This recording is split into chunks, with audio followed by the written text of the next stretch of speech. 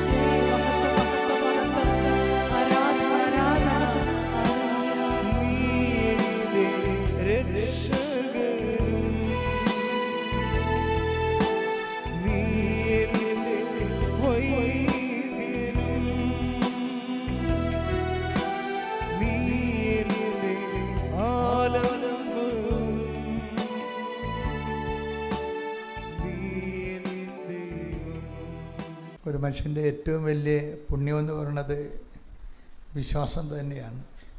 വിശ്വാസത്തിൻ്റെ കൈകൾ കൊണ്ടാണ് നമ്മൾ ദൈവത്തെ തൊടുന്നത്. ദൈവത്തെ തൊടുന്നത് വരെ മനുഷ്യൻ ദൈവത്തെക്കുറിച്ച് കലാപരമായിട്ടും സാംസ്കാരികമായിട്ടുമൊക്കെ സംസാരിച്ചുകൊണ്ടിരിക്കും. ദൈവത്തെ തൊട്ട് കഴിഞ്ഞാൽ പിന്നെ തൊടുന്ന കാര്യങ്ങളെ പറയത്തുള്ളൂ. ചില സമയത്ത് എനിക്ക് തോന്നാറുണ്ട്, പല ആധ്യാത്മിക ഗുരുക്കന്മാർ പോലും ഈ സാംസ്കാരികവും കലാപരവുമായിട്ടുള്ള ആധ്യാത്മിക വിഷയങ്ങൾ സംസാരിക്കുന്നതിൻ്റെ കാരണം അവർ ഒരറിവിൻ്റെ തലത്തിലേക്ക് കർത്താവിനെ ബൗദ്ധികമായൊരു അന്വേഷണത്തിൻ്റെ വസ്തു എന്ന രീതിയിൽ ദൈവത്തെ ചുരുക്കുന്നത് കൊണ്ടാണ് അനന്തമായ അന്വേഷണം നീണ്ടുപോകുന്നത്. ക്രിസ്തുവിനെ കണ്ടെത്തി കഴിഞ്ഞാൽ പിന്നെ അന്വേഷണമില്ല, പിന്നെ അനുഭവങ്ങൾ മാത്രമേ ഉള്ളൂ. പിന്നെ നമ്മുടെ മുമ്പിലുള്ളൊരു ഓപ്ഷൻ എന്ന് പറയുന്നത് ഈ അനുഭവം എന്തുമാത്രം സയൻറ്റിഫിക് ആക്കി എടുക്കാൻ പറ്റും എന്ന് വെച്ച് ഞാൻ ഉദ്ദേശിക്കുന്നത് സുവിശേഷ വിഹിതമായ ആത്മീയ സരണികൾ പ്രയോജനപ്പെടുത്തിക്കൊണ്ട് അനുഭവത്തിൻ്റെ പുതിയ പുതിയ തലങ്ങളിലേക്ക് എങ്ങനെ കയറി പോകാൻ പറ്റുമെന്നുള്ളതാണ്. ഞാനിപ്പോൾ സംസാരിക്കുന്നത് ഉടമ്പടി പുതുക്കാൻ ഉദ്ദേശിക്കുന്നവരെക്കുറിച്ചാണ്. ഉടമ്പടി എടുക്കുന്നവരെക്കുറിച്ചുള്ള ക്ലാസ്സുകളും മുകളിൽ സാധാരണ കിട്ടാറുണ്ട്. ഉടമ്പടി പുതുക്കുന്നതിനെക്കുറിച്ചുള്ള ഒരു പക്ഷേ ഒരു 500ാമത്തെ ക്ലാസ്സാണിത്. 500 സബ്ജക്റ്റായിരിക്കും.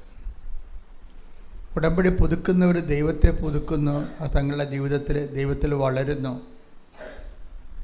ഈ വളർച്ചയുടെ വഴികൾ, പടവുകൾ, ബോധപൂർവമായൊരു അന്വേഷണം നമ്മുടെ മുമ്പിൽ നിന്ന് ഉണ്ടാകുന്നിടത്ത് വെച്ചാണ് അനുഭവങ്ങൾ, പുതിയ പുതിയ അനുഭവങ്ങൾ വരുന്നത്. അല്ലെങ്കിൽ വരാൻ പോകുന്ന പ്രശ്നം നമ്മുടെ സ്പിരിച്വാലിറ്റി ഇൻറ്റൻഷൻ ബേസ്ഡായി പോകും. നമ്മൾ ആരാണെന്ന് ചോദിച്ചു കഴിഞ്ഞാൽ ദൈവത്തിൻ്റെ പൈതലെന്ന് പറയാൻ പറ്റത്തില്ല. ഒരു പ്രാർത്ഥനാർത്ഥി അല്ലെങ്കിൽ ഇൻറ്റൻഷൻ ബേസ്ഡ് ആയിട്ടുള്ള കുറച്ച് നിയോഗങ്ങളുള്ള ദൈവദൃശ്യനെ കുറച്ച് നിയോഗങ്ങൾ നിറവേറ്റാൻ വേണ്ടി പരിശ്രമിക്കുന്ന ഒരു വ്യക്തി എന്ന രീതിയിലേ വരത്തുള്ളത്.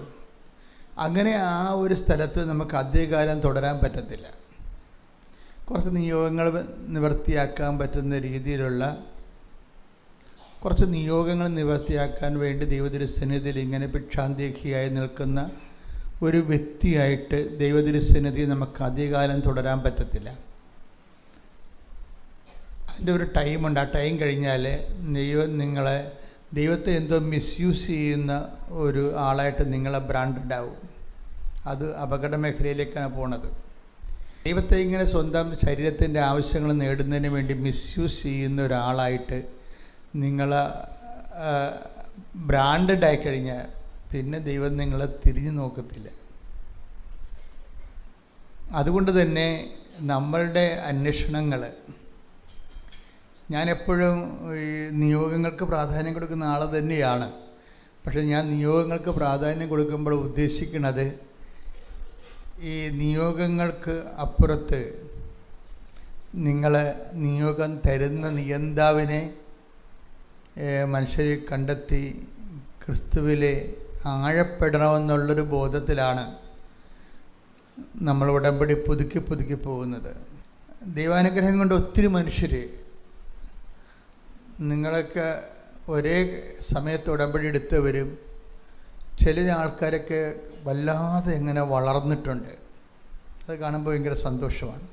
ചില ആൾക്കാർക്ക് ഒരു വളർച്ചയുമില്ല. അവരാ പഴയ ഇപ്പോൾ IELTS അല്ലെങ്കിൽ OET അല്ലെങ്കിൽ B2 ഒക്കെ പറഞ്ഞിങ്ങനെ ആ താഴ്വാരങ്ങളിലിങ്ങനെ ഒരേ നക്കാപ്പിച്ച കാര്യവും പറഞ്ഞുകൊണ്ട് അങ്ങനെ ഇരിക്കണമെന്നല്ലാതെ they don't want the God. ദൈവത്തെ അവർക്ക് ആവശ്യമില്ല.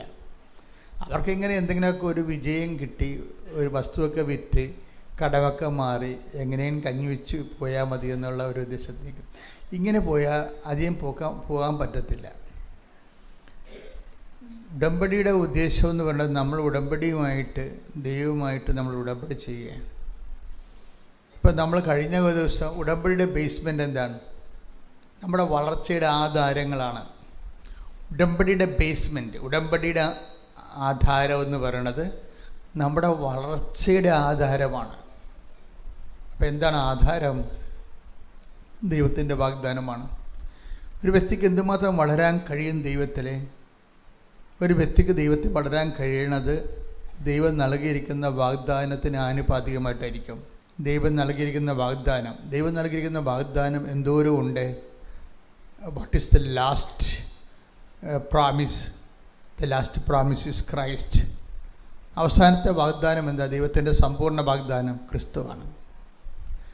പിന്നെ ഈ സമ്പൂർണ്ണ വാഗ്ദാനം നിങ്ങളെ ജീവിതത്തിൻ്റെ പരാധീനതകൾക്ക് ക്രിസ്തുവിനെ അവലംബിച്ച് മുന്നേറുമ്പോൾ സമാന്തരമായിട്ട് തന്നെ നിങ്ങൾ ക്രിസ്തുവിൻ്റെ അറിവിൽ വർദ്ധിക്കണം. ഇത് ബൈബിൾ മുന്നോട്ട് വെക്കുന്ന ഉടമ്പടി പുതുക്കത്തിൻ്റെ അടിസ്ഥാന പ്രമാണങ്ങളാണ്. എന്താണ്?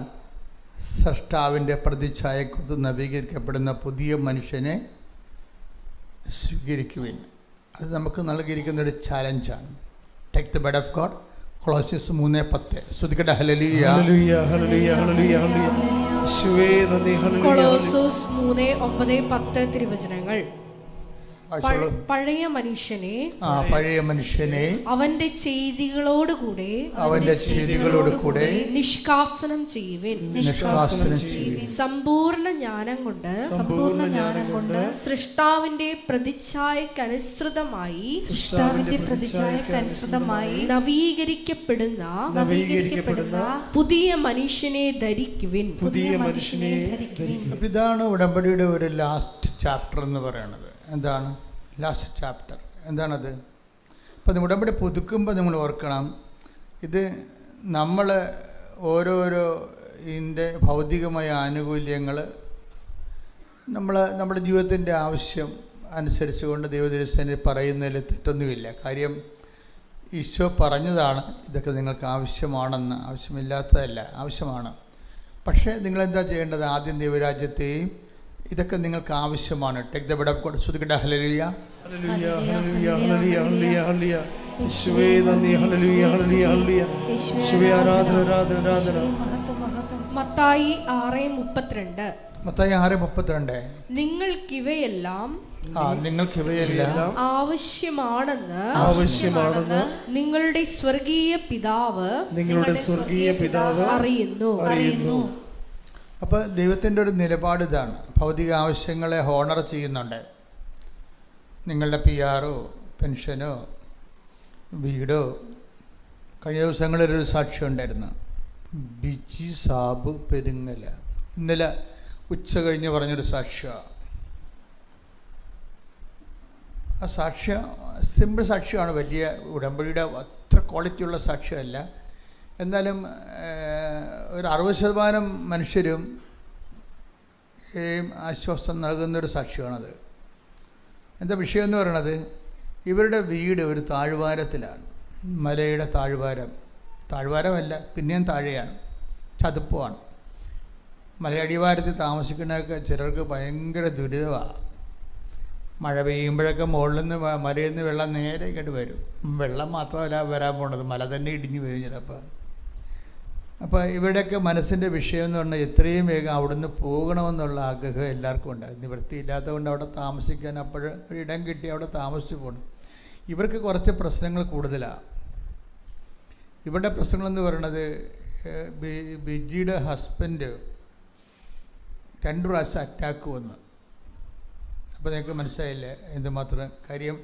ഈ അറ്റാക്ക് വന്ന ആൾ ഈ നമ്മുടെ ചിലരുടെ വീട്ടിലൊക്കെ വന്ന പോലെ വീടിൻ്റെ അകത്ത് വണ്ടി കയറത്തില്ല. ഇത് മല കയറി പോകണം. മല കയറി ചെല്ലുമ്പോഴാണ് ഒരു 1/2 കിലോമീറ്റർ അല്ലെങ്കിൽ മല കയറി ചെല്ലുമ്പോഴാണ് റോഡുള്ളത്. ഈ നെഞ്ചുവേദന വന്ന ആളെ എങ്ങനെയാണ് മല കയറ്റണത്? ഓരോ മനുഷ്യൻ അനുഭവിക്കുന്ന ദുരിതങ്ങൾ കണ്ടില്ലേ? അതാണ് ഈ പറഞ്ഞത് 6:30 ഇതൊക്കെ നിങ്ങൾക്ക് ആവശ്യമാണ്. അപ്പം അവരുടെ പ്രശ്നം എന്താ? അവരുടെ പ്രശ്നം ഇനി ഒരു അറ്റാക്ക് വന്നാൽ അതിന് മുമ്പ് ഇവിടുന്ന് മാറണം. കാര്യം വണ്ടി പിടിച്ച് പെട്ടെന്ന് വണ്ടി കിട്ടിപ്പോകാൻ ആശുപത്രി പോകാൻ പറ്റിയ ഒരു സാഹചര്യം. അതായത് ഇതൊക്കെ നിങ്ങൾക്ക് ആവശ്യമാണെന്ന് പറയണത് ഈശോ പറഞ്ഞതിൻ്റെ കാരണം അതാണ്. അവരുടെ പ്രശ്നം എന്ന് പറഞ്ഞാൽ എന്താണ്? എല്ലാത്തിനേക്കാൾ വിഷയം എന്താണ്? വണ്ടി നെഞ്ചുവേദന വന്ന വണ്ടി പിടിച്ചാൽ അപ്പോൾ വണ്ടി വരണ ഒരു സ്ഥലത്ത് എത്തണം, മിനിമമാണ്. പക്ഷേ ജീവൽ പ്രധാനമായ ആവശ്യമാണത്. അപ്പോൾ വിജി എന്താ ചെയ്യണത്? ആ സ്ഥലം ആരും വാങ്ങിക്കത്തില്ലെന്ന് ഉറപ്പാണ്. കാര്യം നമുക്ക് വേണ്ടേ പിന്നെ മറ്റുള്ളവർ വാങ്ങിക്കുക. അപ്പോൾ ഇങ്ങനെ ചില കാര്യങ്ങൾ നടക്കാൻ പാടായിരിക്കും. അപ്പോൾ ഉടമ്പടിയിലാണെങ്കിൽ ഇതിനൊക്കെ ഒരു പരിഹാരമുണ്ട്. എന്താ കാര്യം? ഉടമ്പടിയിൽ നമ്മുടെ സാധാരണ ഒരു മനുഷ്യന് ഈ എക്സ്പ്രഷൻസ് ഓഫ് ഫെയ്ത്ത്, സാധാരണ എന്ത് ധ്യാനം നിങ്ങൾ കൂടിയാലും എന്ത് പ്രാർത്ഥന രീതി അവലംബിച്ചാലും അതെല്ലാം എക്സ്പ്രഷൻസ് ഓഫ് ഫെയ്ത്ത് എക്സ്പ്രഷൻസ് വരുമ്പോൾ പ്രെയർ മാത്രമേ ഉള്ളൂ. ഒന്നെങ്കിൽ ഒരു പുതിയ പുസ്തകം ആ ധ്യാനകേന്ദ്രത്തിൻ്റെ ഒരു പുതിയ പ്രാർത്ഥനാ പുസ്തകം കൂടി കിട്ടും.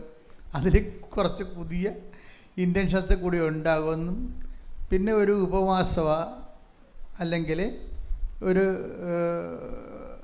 മധ്യസ്ഥ പ്രാർത്ഥന ഇതൊക്കെയായിട്ടാണ് ഈ സംഭവം അവസാനിക്കുന്നത്. പക്ഷേ എല്ലാം ഹരിച്ച് കുണിച്ച് നോക്കിക്കഴിഞ്ഞാൽ എന്ത് ഗ്രോത്ത് ഉണ്ടായി? ആ പ്രെയർ മേഖലയിൽ ആണൊരു ഗ്രോത്ത് ഉണ്ടായിരിക്കുന്നത്, പ്രാർത്ഥനയിലാണ്. വിശ്വാസത്തിൻ്റെ എക്സ്പ്രഷൻസിൽ പ്രാർത്ഥനയ്ക്ക് എത്ര % ഔട്ട്പുട്ടുണ്ട്? എനിക്ക് തോന്നുന്ന ഒരു 25% ഉള്ളൂ. വിശ്വാസത്തിൻ്റെ എക്സ്പ്രഷൻ, വിശ്വാസത്തിലാണല്ലേ വിഷയം മുഴുവൻ ഇരിക്കുന്നത്. നമുക്കൊരു ഇഷ്യൂ ഉണ്ടായി, നമുക്കൊരു പ്രശ്നം ഉണ്ടായി. ആ പ്രശ്നത്തിൽ നിന്ന് നമ്മൾ രക്ഷപ്പെടാൻ വേണ്ടി ആണ് നമ്മൾ വിശ്വാസം എന്ന ഇൻസ്ട്രുമെൻ്റ് ഉപയോഗിക്കുന്നത്. അതിൻ്റെ എക്സ്പ്രഷൻസ് എന്താണ്? ഫസ്റ്റ് എക്സ്പ്രഷൻസ് എന്താണ്? വിശ്വാസത്തിൻ്റെ ആദ്യത്തെ പ്രകടരൂപം എന്താണ്? പ്രകടരൂപം പ്രാർത്ഥനയാണ്, അല്ലേ? അപ്പം ചിലരെന്ത് ചെയ്യുമെന്ന് വെച്ച് കഴിഞ്ഞാൽ പ്രാർത്ഥനയുടെ എണ്ണം കൂട്ടും, അല്ലേ? ചിലർ പറയും ഞാൻ വിശ്വാസപ്രമാണം 51 പ്രാവശ്യം ചൊല്ലി എന്നൊക്കെ പറയത്തില്ലേ. അപ്പോൾ പ്രാർത്ഥനയുടെ എണ്ണം കൂട്ടി, നിങ്ങൾ പ്രാർത്ഥനയുടെ എണ്ണം കൂട്ടിയാലും കർണക്കൊന്ത 100 പ്രാവശ്യം ചൊല്ലിയാലും നിങ്ങൾ ചെയ്യണത് എന്താ? പ്രാർത്ഥനയാണ്. ഇപ്പം ഒരു സാധനം തന്നെ കുടിക്കാമെന്ന് വെച്ച് കഴിഞ്ഞാൽ അതിൻ്റെ അകത്ത് പൊട്ടാസ്യം ഉണ്ടാവും, ഫോസ്ഫേറ്റ് ഉണ്ടാവും, ചിലപ്പോൾ മറ്റ് മിനറൽസ് ഒന്നും ഉണ്ടാകത്തില്ല. മനസ്സിലായില്ലേ? ഇപ്പോൾ പാല് തന്നെ കുടിക്കാൻ, പാല് മാത്രം കുടിച്ചുകൊണ്ട് ഒരാൾക്ക് ജീവിക്കാൻ പറ്റുക? കുറച്ച് കഴിയുമ്പോൾ കൊളസ്ട്രോൾ ഒന്ന് ചത്തുപോകും. അപ്പം അതിൻ്റെ അകത്ത് ഉണ്ടാകുന്ന ലാക്ടോജന് അല്ലെങ്കിൽ അതുപോലെയുള്ള കാൽഷ്യം ഉണ്ട്. ഇപ്പം കാൽഷ്യം മാത്രമാണ് ഈ പാല് മാത്രമാണ് ഒരു മനുഷ്യൻ കുടിക്കണമെന്നുണ്ടെങ്കിൽ എല്ല് മാത്രം ഉറച്ചിരിക്കും, മറ്റേ ഈ പേശികളെല്ലാം കിളുകളാണെന്നും പറഞ്ഞിരിക്കും. അപ്പോൾ ഇതിൻ്റെ പ്രശ്നം പ്രോട്ടീൻ വേറെ വേണം എക്സ്ട്രാ ആയിട്ട്, അതിൻ്റെ അകത്തുള്ള മിനറൽസൊക്കെ വേറെ വേണം. പ്രാർത്ഥനയ്ക്കുണ്ടാകുന്ന ഒരു പ്രോബ്ലം എന്ന് പറയുന്നത് അതിൻ്റെ അകത്ത് ദൈവസ്നേഹമുണ്ട്, ദൈവവിശ്വാസമുണ്ട്, പ്രത്യാശയുണ്ട്, ഇത്രയും പുണ്യങ്ങളൊക്കെ അതിൻ്റെ അകത്തുണ്ട്. പക്ഷേ ഉള്ള പ്രോബ്ലം എന്ന് വെച്ചിട്ടുണ്ടെങ്കിൽ ഇതുകൊണ്ട് ദൈവത്തിന് എന്താണ് നേട്ടം എന്നുള്ള വിഷയത്തിൽ വെച്ചാണ് പ്രാർത്ഥന മടങ്ങണത്. തിരിച്ചിങ്ങനെ കമ്പി മടങ്ങണ പോലെ മടങ്ങും. അതാണ് പ്രാർത്ഥനയുടെ പോയിൻ്റ് കുറയാൻ കാര്യം. നിങ്ങൾക്ക് പ്രാർത്ഥന എണ്ണം കൂട്ടിയാലും, വിശ്വാസപ്രമാണം 10,000 പ്രാവശ്യം ചൊല്ലിയാലും, പ്രാർത്ഥന എണ്ണം കൂട്ടിയാലും ഈ അതിനകത്ത് വിശ്വാസം, പ്രത്യാശ, സ്നേഹം എന്ന ദൈവിക പുണ്യങ്ങളൊക്കെ ഇതിനകത്ത് ഉണ്ടെങ്കിലും ദൈവത്തിന് ഇത് എന്തുകൊണ്ട് എന്താ പ്രയോജനം എന്നുള്ള വിഷയം വരുമ്പോൾ 0 മാർക്ക് വരും. കാര്യം ഒരു പ്രയോജനം ഉണ്ടാകത്തില്ല. എന്താ കാരണം വെച്ച് കഴിഞ്ഞാൽ ഇതിനെല്ലാം പ്രയോജനം ഉണ്ടാകണമെന്നുണ്ടെങ്കിൽ നിങ്ങളുടെ അതോറിറ്റി വർദ്ധിക്കണം, നിങ്ങളുടെ ആധികാരികത വർദ്ധിക്കണം. ആധ്യാത്മികത എന്ന് പറയുന്നത് കുറച്ച് കഴിയുമ്പോൾ അതിൻ്റെ പേര് അധികാരമെന്നായിട്ട് മാറും. അധികാരം, ആധ്യാത്മികത വളർന്നു കഴിഞ്ഞാൽ ആധ്യാത്മികത അതോറിറ്റിയായിട്ട് മാറും. നമ്മൾ കാണുന്ന ഭൗമിക അധികാരമല്ല, ദൈവികമായ ഒരു അധികാരം വരും. എന്നുവെച്ചാൽ ദൈവത്തിൻ്റെ വക്താവായി നിന്നുകൊണ്ട് സംസാരിക്കാനുള്ള അനുവാദം ദൈവം തരും നമുക്ക്. അതുകൊണ്ടാണ് ചില ആൾക്കാർ, ഇപ്പം കഴിഞ്ഞ ദിവസം 2-3 കൊല്ലം മുമ്പ് ഒരു സാക്ഷ്യം ഞാൻ കേട്ടു. അപ്പോൾ ഈ ചേർത്തല എന്ന് പറഞ്ഞ സ്ഥലമുണ്ട് ഇവിടെ. ചേർത്തല ആശുപത്രിയിൽ ഒരു പ്രേക്ഷിത നിൽക്കാൻ അവിടെ എന്തോ കാര്യത്തിന് ഈ പത്രം കൊടുക്കാനൊക്കെ ചെന്നതാണ്. അപ്പോൾ ഒരു പെങ്കൊച്ചിനെ അവിടെ കണ്ടു. അപ്പോൾ ഈ പ്രേക്ഷിത ഇവരെ നേരത്തെ കണ്ടിട്ടില്ല. പക്ഷേ എന്നാലും പ്രേക്ഷിത ഈ പത്രം കൊടുക്കുന്നതിനിടയ്ക്ക് ഈ മകളോട് ചോദിച്ച്, മകളെ നീ എന്തിനാണ് വന്നത് ഇവിടെ എന്ന് ചോദിച്ചു. ഒരു കാര്യമില്ല ചോദിക്കാൻ, ആശുപത്രി വന്നവരോടൊക്കെ നമ്മൾ ചെല്ലുമ്പോൾ എന്തിനാണ് വന്നതെന്ന് ചോദിച്ചാൽ എങ്ങനെ ഇരിക്കും പരിപാടി. പക്ഷേ ആ പ്രേക്ഷിതയ്ക്ക് ഇവരോട് അങ്ങനെ ചോദിക്കാൻ തോന്നി, മകളെ നീ എന്തിനാണ് ഇവിടെ വന്നത്? മിണ്ടുന്നില്ലേ, മിണ്ടത്തില്ല. ഇവള് അവിടെ നിൽക്കുന്ന വേറൊരു സ്ത്രീയുടെ മുഖത്തേക്ക് നോക്കുകയാണ്. അവരും മിണ്ടണില്ല. ഇവരുടെ ആൻറ്റിയാ മറ്റിയാണ്, അമ്മയുടെ അനിയത്തിയ എന്തോ സംഭവമാണ്. അവരും മിണ്ടണില്ല. എന്തിനാണ്? ഇവളുടെ ആദ്യത്തെ കുഞ്ഞ് ജനിച്ചിട്ട് ഒരു 4 മാസമേ ആയുള്ളൂ. അതൊക്കെ മുമ്പ് തന്നെ കുഞ്ഞിൻ്റെ പാല് കുടി തീരുന്ന മുമ്പ് തന്നെ അടുത്ത കുഞ്ഞിനെ പ്രഗ്നൻ്റായി. അങ്ങനെ അവർ പ്രതീക്ഷിച്ചില്ല. അത് പ്രതീക്ഷിച്ചില്ല. സാധാരണ പാല് കുടി തീരുമ്പോഴല്ല കുഞ്ഞുങ്ങളെയൊക്കെ രണ്ടാമത്തെ കുഞ്ഞിനെയൊക്കെ കിട്ടുന്നത്. ഇത് അതൊക്കെ മുമ്പ് പ്രഗ്നൻ്റായി. അപ്പോൾ ഇതിന് ഏക്കത്തില്ല ആരും ഏക്കണില്ല. ഈ രണ്ടാമത്തെ പ്രസവം എവിടെയാണ് വരേണ്ടത്? സാധാരണഗതി ചെറുക്കൻ്റെ വീട്ടിലാണ് വരേണ്ടത്. അപ്പോൾ ചെറുക്കൻ്റെ അമ്മ ഈ പ്രസവം ഏക്കത്തില്ല. എന്താ കാര്യം? അവളുടെ മകൾ പ്രസവിക്കാൻ വേണ്ടി അവിടെ ഒന്നിപ്പുണ്ട്. നമ്മൾ എന്തെല്ലാം ആശയങ്ങൾ പറഞ്ഞാലും ജീവിത സാഹചര്യങ്ങൾ എന്ന് പറയുന്നത് ഭയങ്കരമാണ്. ശരിക്കും പറഞ്ഞാൽ അവരെ കുറ്റം പറയാൻ പറ്റത്തില്ല. അമ്മായിയും ചെറുക്കൻ്റെ അമ്മനെ കുറ്റം പറയാൻ പറ്റത്തില്ല. കാര്യം എന്താണ്? അവരുടെ മകൾ പ്രസവിക്കാൻ വേണ്ടി വന്നിപ്പുണ്ട്. അപ്പോഴാണ് മരുമകൾ രണ്ടാമതും ഗർഭമായിരിക്കുന്നത്. അപ്പോൾ അവർ പറഞ്ഞ് ഇതിവിടെ നടക്കത്തില്ലെന്ന് പറഞ്ഞു. അപ്പോൾ പിന്നെ എന്ത് ചെയ്യുന്നു? ഇവിടുത്തെ വയറുമായിട്ട് ഇവളുടെ അമ്മയെടുത്ത് പോയി. അമ്മയെടുത്ത് ചെല്ലുമ്പോൾ അമ്മയുടെ മോന്ത അപ്പം തന്നെ മാറി. അത് തുലാമാസത്തിൽ കാർമേഘം വെക്കണ പോലെയായി. എന്താ കാര്യം? ഇവളുടെ അമ്മ പറയണത്, നിന്നെ ഇവിടെ പ്രസവിക്കാൻ കൊണ്ടുപോകാമെന്ന് നിർത്തിയതിൻ്റെ പേരിൽ എനിക്ക് 80,000 രൂപ കടമുണ്ട്. അതാണ് വിഷയം. ആരെയും കുറ്റം പറയാൻ പറ്റത്തില്ല. ഇത് ഇവരെ കുറ്റം പറയാൻ പറ്റുമോ? ഞാൻ സേവയിൽ പോയാലേ ഈ കടം തീർക്കാൻ പറ്റത്തുള്ളൂ. അപ്പം എനിക്ക് സേവയിൽ പോകണം. അല്ലെങ്കിൽ പിന്നെ എന്ത് ചെയ്യും? നീ ഇവിടെ വന്ന് പ്രസവിക്കാൻ പോയാൽ 160 പിന്നെ ഒരു 2 ലക്ഷം രൂപ കടമാവും. ഞാനെങ്ങനെ വിട്ടാന്? അപ്പോൾ ഇവർ രണ്ടുപേരും പറഞ്ഞത് ശരിയാ. ജീവിതത്തെ അതിൻ്റെ രീതികൾ നോക്കുമ്പോൾ നമുക്ക് മനസ്സിലാകും. അതാണ് ഈ കർത്താവ് പറഞ്ഞത്. ഇതൊക്കെ നിങ്ങൾക്ക് മനുഷ്യനെ സഹായിക്കുന്ന എല്ലാം മനുഷ്യൻ്റെ അവസ്ഥകളാണത്. ഒരു മനുഷ്യനെ ഇതിൻ്റെ അകത്ത് നമുക്ക് കുറ്റം പറയാൻ പറ്റത്തില്ല. പെണ്ണിൻ്റെ അപ്പനെയും പറയാൻ പറ്റത്തില്ല, പെണ്ണിൻ്റെ അമ്മനെയും പറയാൻ പറ്റത്തില്ല, ചെറുക്കൻ്റെ അമ്മനെയും പറയാൻ പറ്റത്തില്ല. ചെറുക്കൻ നമുക്ക് വേറെയും പ്രശ്നമുണ്ട്. അവിടെ വെള്ളമില്ല, കുറവാണ് വെള്ളം. ഈ മുനിസിപ്പാലിറ്റിയിൽ നിന്ന് പഞ്ചായത്തിൽ നിന്ന് തന്നെ വെള്ളമാണ്. അത് പിടിച്ച് വെച്ചിട്ട് അത് പൈപ്പിൽ വെള്ളം വരുമ്പോൾ 100 പേര് പൈപ്പ് തുറന്നിട്ട് ഇങ്ങനെ നൂല് പോലെ വെള്ളം വരും. അപ്പോൾ ഈ പ്രസവക്കാരൊക്കെ എങ്ങനെയാണ് ഈ വെള്ളം ആവശ്യമായ വെള്ളം കിട്ടണത്? അപ്പോൾ അവർക്ക് മടുത്ത് അവർ വേറെ എവിടെയോ കിണറ്റിപ്പൊക്കെ കോരിയൊക്കെയാണ് ആദ്യത്തിന് പറഞ്ഞു വിട്ടത്. അപ്പോൾ ഇങ്ങനെയൊക്കെ ഉള്ള സങ്കടങ്ങളിൽ ഉള്ള മനുഷ്യരാണ് ഇവരെല്ലാവരും. നമുക്കിവർ ആരെയും കുറ്റം പറയാൻ പറ്റത്തില്ല. ഇവിടെയൊക്കെ കാര്യത്തിൽ ദൈവം ഒരു തീരുമാനം എടുക്കുക എന്നല്ലാതെ, പിന്നെ ദൈവമാണെങ്കിൽ ഇങ്ങനെയുള്ള എല്ലാ വിഷയവും അതാണ് അങ്ങനെ പറയണത്. 6:32 കണ്ട എന്താ പറയണത്? എന്ത് മനോഹരമായ വചനമാണത്. ഇതൊക്കെ നിങ്ങൾക്ക് ആവശ്യമാണെന്ന് എൻ്റെ സ്വർഗസ്ഥനായ പിതാവ് അറിയുന്നു. അതെനിക്ക് ഭയങ്കരമായൊരു വചനമാണ്. അത് കർത്താവിനൊരു കൈയടിച്ച് നിങ്ങൾ കർത്താവിന് നന്ദി പറയുക.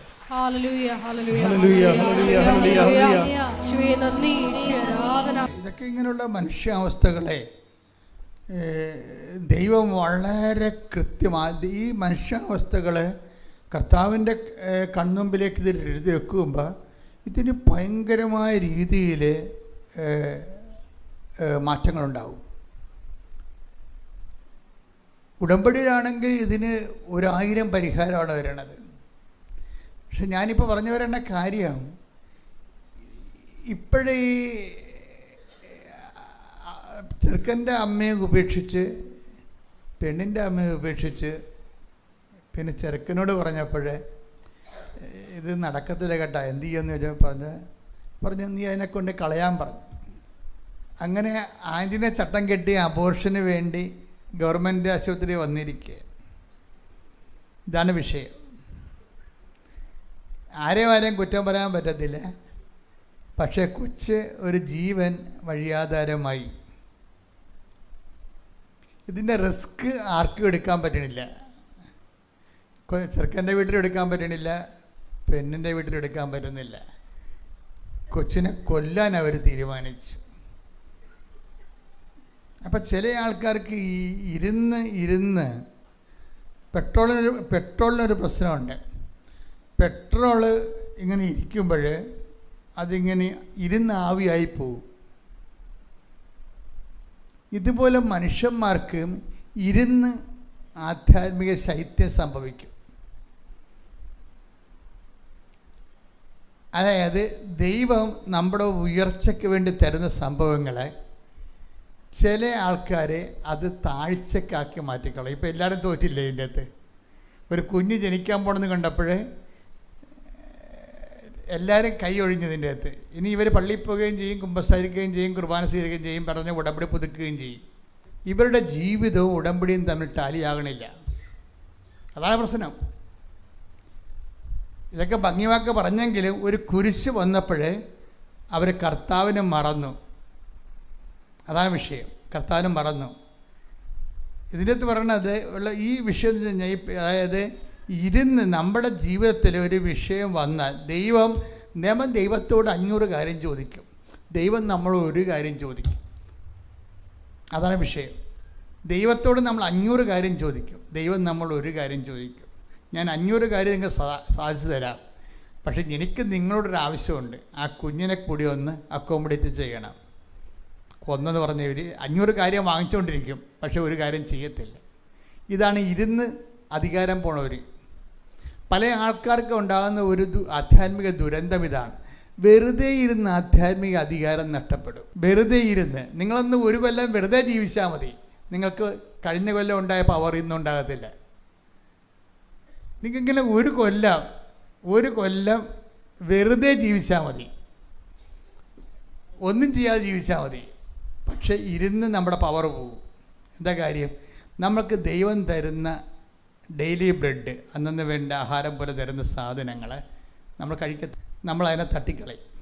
ഇത് കാരണം ബൈബിൾ എന്ത് പറയും? ബൈബിൾ പറയും നിങ്ങൾ സൃഷ്ടാവിൻ്റെ പ്രതിച്ഛായക്കൊത്ത് നവീകരിക്കപ്പെടുന്ന പുതിയ മനുഷ്യരാകണമെന്ന് പറയും. ഈ പഴയ മനുഷ്യന്മാരാണ് ഇത് തട്ടിക്കളയണത്. അപ്പോൾ പഴയ മനുഷ്യരായി കഴിഞ്ഞാലുള്ള കുഴപ്പമെന്ന് വെച്ച് കഴിഞ്ഞാൽ, ദൈവം ഉദ്ദേശിക്കുന്നത് നമുക്ക് ആനുകൂല്യങ്ങൾ തരുമ്പോൾ തന്നെ അടുത്ത ആനുകൂല്യം തരുന്നതിന് മുമ്പ് നമ്മളോട് പറയും നിങ്ങളെന്ത് ചെയ്യണം, ആ പഴയ മനുഷ്യനെ മാറ്റാൻ പറയും. ഇപ്പം നമ്മളെയുള്ള പ്രശ്നം വെച്ച് കഴിഞ്ഞാൽ പഴയ മനുഷ്യൻ ആണ് പിന്നെയും വരണത്. നിങ്ങൾ 45-ാമത്തെ വയസ്സിൽ എന്ത് സ്വഭാവം കാണിച്ചിരുന്നോ അത് തന്നെയാണ് 65-ാമത്തെ വയസ്സിലും കാണിക്കണത്. ആപ്പിശിക്കും അതുപോലെ അർത്ഥയ്ക്ക് ഉപ്പ് തേക്കാത്ത പരിപാടികളും ആൾക്കാരോട് മാന്യതയില്ലാതെ സംസാരിക്കണതും 45-ാമത്തെ വയസ്സിൽ എങ്ങനെ സംസാരിച്ചു അത് തന്നെ 65-ാമത്തെ വയസ്സ് സംസാരിക്കണമെങ്കിൽ ഗ്രോത്തില്ല. ഇതിൻ്റെ അകത്ത് ഇത് ഗ്രോത്തില്ല.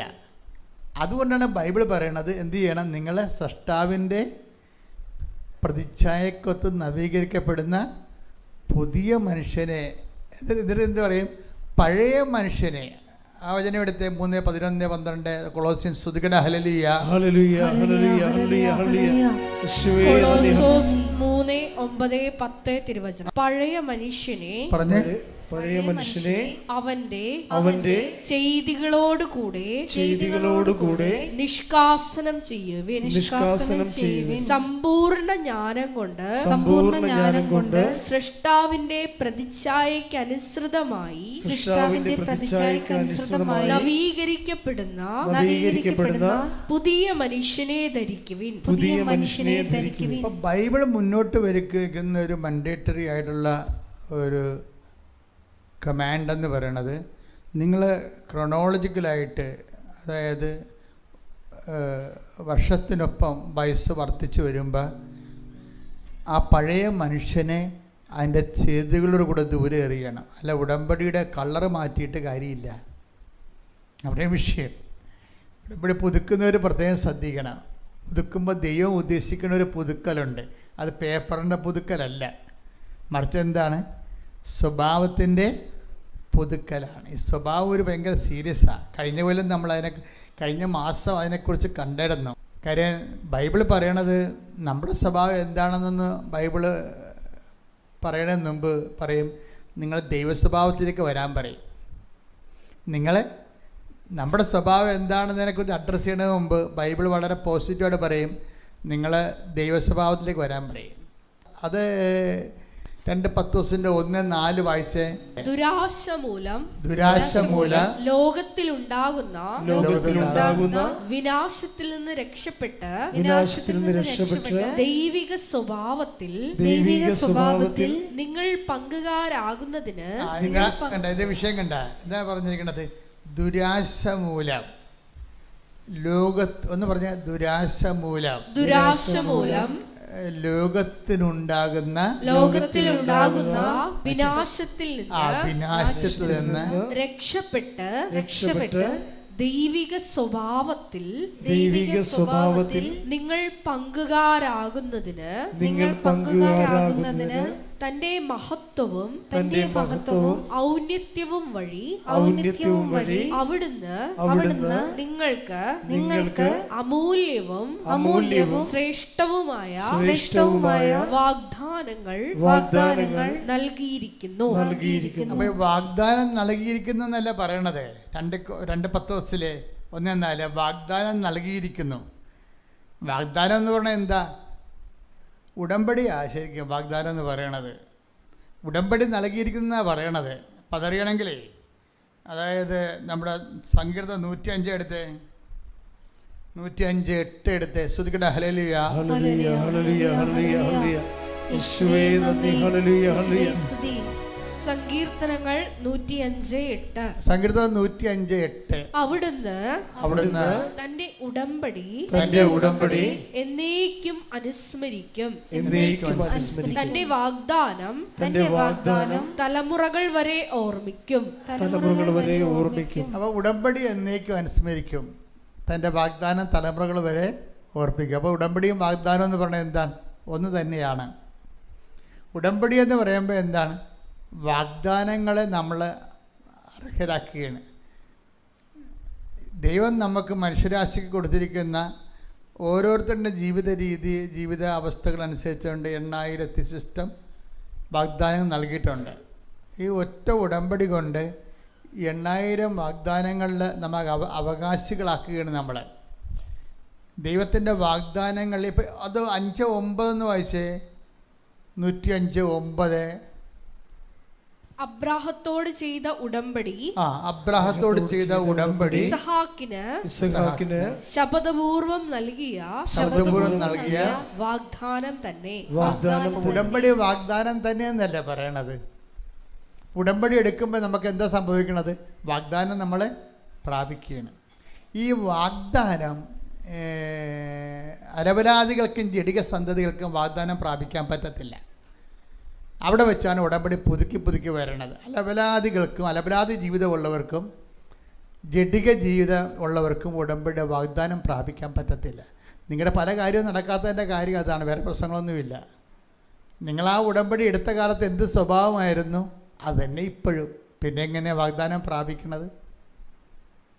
എപ്പോഴും നമ്മൾ ശ്രദ്ധിക്കണം. കാരണം ഉടമ്പടി പുതുക്കുന്നതിന് ആനുപാതികമായിട്ട് എങ്ങനെയാണ് വരണമെന്ന് വെച്ചാൽ, ഈ വാഗ്ദാനം പ്രാപിക്കുന്നതനുസരിച്ച് ദൈവസ്വഭാവം ആൾ ആർജിച്ചുകൊണ്ടേ ഇരിക്കണം. അതാണ് 2 പത്രോസിന്റെ 1:4 ഒന്നുകൂടി വായിച്ചേ. ശ്രുതിക്കട്ടെ. ഹല്ലേലൂയ, ഹല്ലേലൂയ, ഹല്ലേലൂയ. യേശുവേ നന്ദി. ഹല്ലേലൂയ, ഹല്ലേലൂയ. ദുരാശ മൂലം ലോകത്തിലുണ്ടാകുന്ന വിനാശത്തിൽ നിന്ന് രക്ഷപ്പെട്ട് ദൈവിക സ്വഭാവത്തിൽ. വിനാശം ഉണ്ടാകണത് എങ്ങനെയാണ്? വിനാശം ഉണ്ടാകണത് എങ്ങനെയാണ്? ദുരാശ മൂലമാണ്. കണ്ടില്ലേ? ദുരാശ മൂലമാണ് വിനാശം ഉണ്ടാകുന്നത്. അപ്പം നിങ്ങളുടെ കുടുംബത്തിൽ വിനാശം ഉണ്ടാകാം, സമാധാനക്കുറവുണ്ടാകാം. വിനാശം എന്ന് ബൈബിൾ പറയുന്നുണ്ടെങ്കിലും അത് പൊതുവെ ഓരോരുത്തർക്കും ഓരോ രീതിയിലുള്ള വിനാശമാണ് അനുഭവിക്കുന്നത്. ഓരോരുത്തർക്കും ഓരോ ഇപ്പം കഴിഞ്ഞ ദിവസങ്ങളിലൊരു സാക്ഷ്യം ഉണ്ടായിരുന്നു.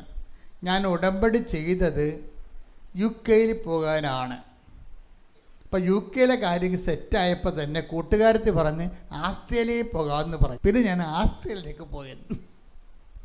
അവിടുന്ന് പണിയും പഠിച്ച് തിരിച്ചു വന്നിരിക്കുന്ന ആൾ. ദുരാശ. ഉടമ്പടി വേറെ. അപ്പം ദുരാശകൾ ഇങ്ങനെ മാറും മനുഷ്യനെ. ദുരാശ മൂലമാണ് വിനാശം ഉണ്ടാകുന്നത്.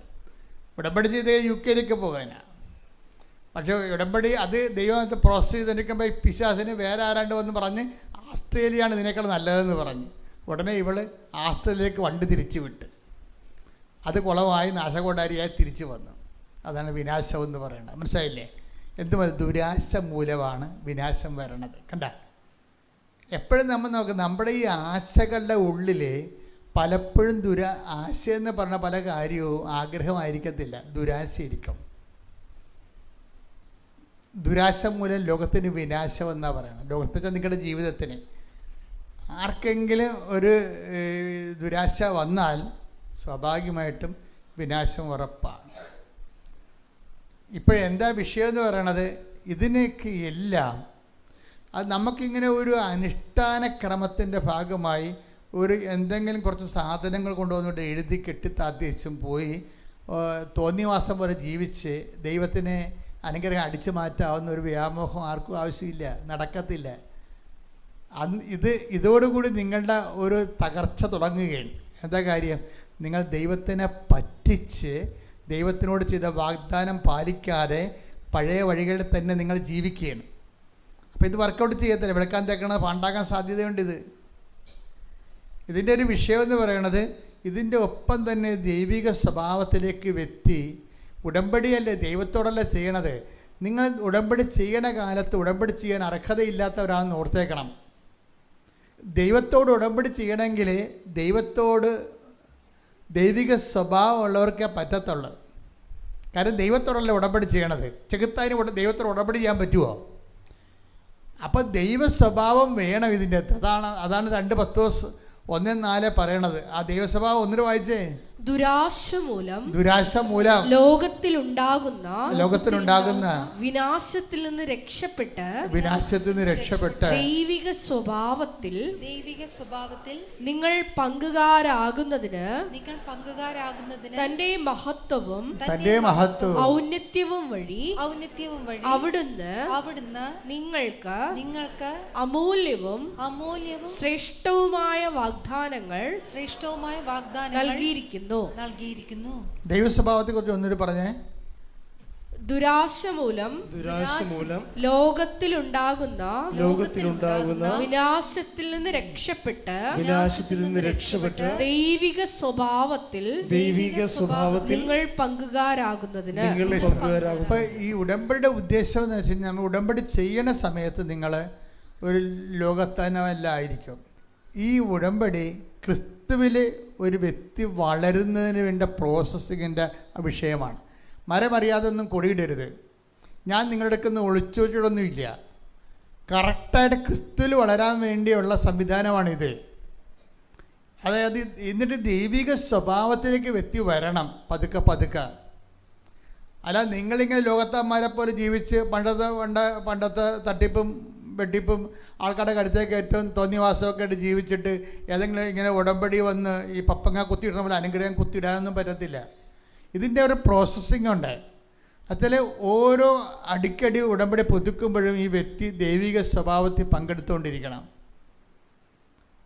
ദൈവിക സ്വഭാവത്തിൽ പങ്കെടുക്കുന്നതനുസരിച്ച് നമുക്കറിയാൻ പറ്റും. എങ്ങനെ വരാൻ പറ്റും? അധികാരം വർദ്ധിക്കും. ഒരു വ്യക്തി ദൈവിക സ്വഭാവത്തിലാണ് പോകണമെന്ന് വെച്ചാൽ ആ വ്യക്തിക്ക് അധികാരം വർദ്ധിക്കും. എന്തധികാരമാണ്? അധികാരം എന്ന് പറഞ്ഞാൽ എന്താ? ആ പ്ലസ് ധിക്കാരമല്ല കേട്ടോ. അധികാരം പണ്ട് പിരിച്ചെഴുതി പറയത്തില്ലേ, ആ പ്ലസ് ധിക്കാരം, അധികാരം അതല്ല, ധിക്കാരമല്ല. അധികാരം എന്ന് പറഞ്ഞാൽ ആധ്യാത്മികമായ ദൈവവുമായിട്ടുള്ള ബന്ധം. ഇപ്പം തന്നെ ഞാൻ ആ ചേർത്തുള്ള കാര്യം പറഞ്ഞില്ലേ, ഈ പ്രേക്ഷിത പത്രം കൊടുക്കാൻ തന്നെ പ്രേക്ഷിതയും ഈ സ്ത്രീ ഗർഭിണിയായി അബോർട്ട് ചെയ്യാൻ നിൽക്കുന്ന സ്ത്രീയും തമ്മിലൊരു ബന്ധമില്ല. ഫസ്റ്റ് ടൈം കാണുകയാണ്. പക്ഷെ കർത്താവ് അവളോട് പറഞ്ഞു, നീ ഇവളോട് സംസാരിക്കാൻ പറഞ്ഞു. അപ്പോൾ പ്രേക്ഷിത ചോദിച്ചു, മകളെ നീ എന്താ ഇവിടെ വന്നത്? അപ്പോൾ അവർ പരിങ്ങലിലായി. ആൻറ്റിയുടെ മുഖത്തേക്ക് നോക്കി. ആൻറ്റി തെക്കും ചാരി നിൽക്കുക, അങ്ങോട്ടത്തൊക്കെ നിൽക്കുകയാണ്. അവർ പണിക്ക് പോകുന്നതാണല്ലോ അവർ. അപ്പം ആൻറ്റി അടുക്കത്തില്ല. ചില ആൻറ്റിമാരൊക്കെയാണ് ഈ ലോകത്ത് ആദ്യം നരകത്തിൽ പോകാൻ പോണത്. ഒരു സംശയമില്ല കാര്യത്തിൽ. ലൈൻ അടിക്കും, അണ്ടർഗ്രൗണ്ടിനും ഭൂമിയുടെ അടിയിൽ കൂടി കേബിൾ വലിക്കാനും എല്ലാത്തിനും അവതാളത്തിലാക്കാനും എല്ലാ വിശ്വാസത്തിന് വിരുദ്ധമായ ബന്ധം ഉണ്ടാക്കാനും ഒക്കെ കൂടെ നിന്നിരിക്കുന്ന ആന്തിമാരാണ്. ആന്റിമാർക്ക് പണി വരുന്നുണ്ട്. അവറാച്ച സൂക്ഷിച്ചോ. നിങ്ങൾ ദൈവത്തെ മറന്നൊന്നും ചെയ്യരുത്. കർത്താവിന് ഇഷ്ടപ്പെടാത്ത ഒരു കാര്യത്തിലും നിങ്ങൾ തലയിടരുത്. നിങ്ങൾക്ക് അതിനെ അനുഭവിച്ചിട്ടില്ല. ഉടമ്പടി ജീവിതം അധികാരത്തിൻ്റെ ജീവിതമാണ്. കണ്ടേ, ഇപ്പോൾ ഈ പ്രേക്ഷിത കണ്ടില്ലേ? അപ്പോൾ അവരോട് ചോദിക്കുകയാണ്, എന്താ മോളെ വന്നത്? അപ്പോൾ ഇങ്ങനെ സംഭവം. അത് കുഴപ്പമില്ല, ഞാൻ നോക്കിക്കൊള്ളാം, നിന്നെ കുഞ്ഞിനെ കൊല്ലരുതെന്ന് പറയും. കണ്ട തീരുമാനം എന്നെ വരെ കണ്ടില്ലേ? അതാണ് അധികാരം എന്ന് പറയണത്. നിൻ്റെ പ്രസവം ഞാൻ എടുത്തോളാം, പക്ഷെ നീ കുഞ്ഞിനെ കൊല്ലരുത്. കർത്താവിന് അത് ഇഷ്ടമല്ല. നീ കൊലപാതകമായിട്ട് മാറണത്. പിന്നെ ഒരിക്കലും നിനക്ക് രക്ഷപ്പെടാൻ പറ്റത്തില്ല. നീ ഒരിക്കൽ കൊലപാതകമായി കഴിഞ്ഞാൽ എത്ര കാലത്തെ അനുതാപം കൊണ്ടും സൽപ്രവർത്തനം കൊണ്ടുമാണ് ഇത് നീ വീടാൻ പോണത്. ഇതിനാണ് അധികാരം എന്ന് പറയുന്നത്. കർത്താവിൻ്റെ നാമത്തിൽ സ്വന്തം അമ്മയും അമ്മായിയമ്മയും എടുക്കാത്ത കുരിശ് അന്യ സ്ത്രീ ഏറ്റെടുക്കുകയാണ്. അതിനാണ് അധികാരം എന്ന് പറയുന്നത്. കർത്താവിൻ്റെ നാമത്തിൽ അധികാരം.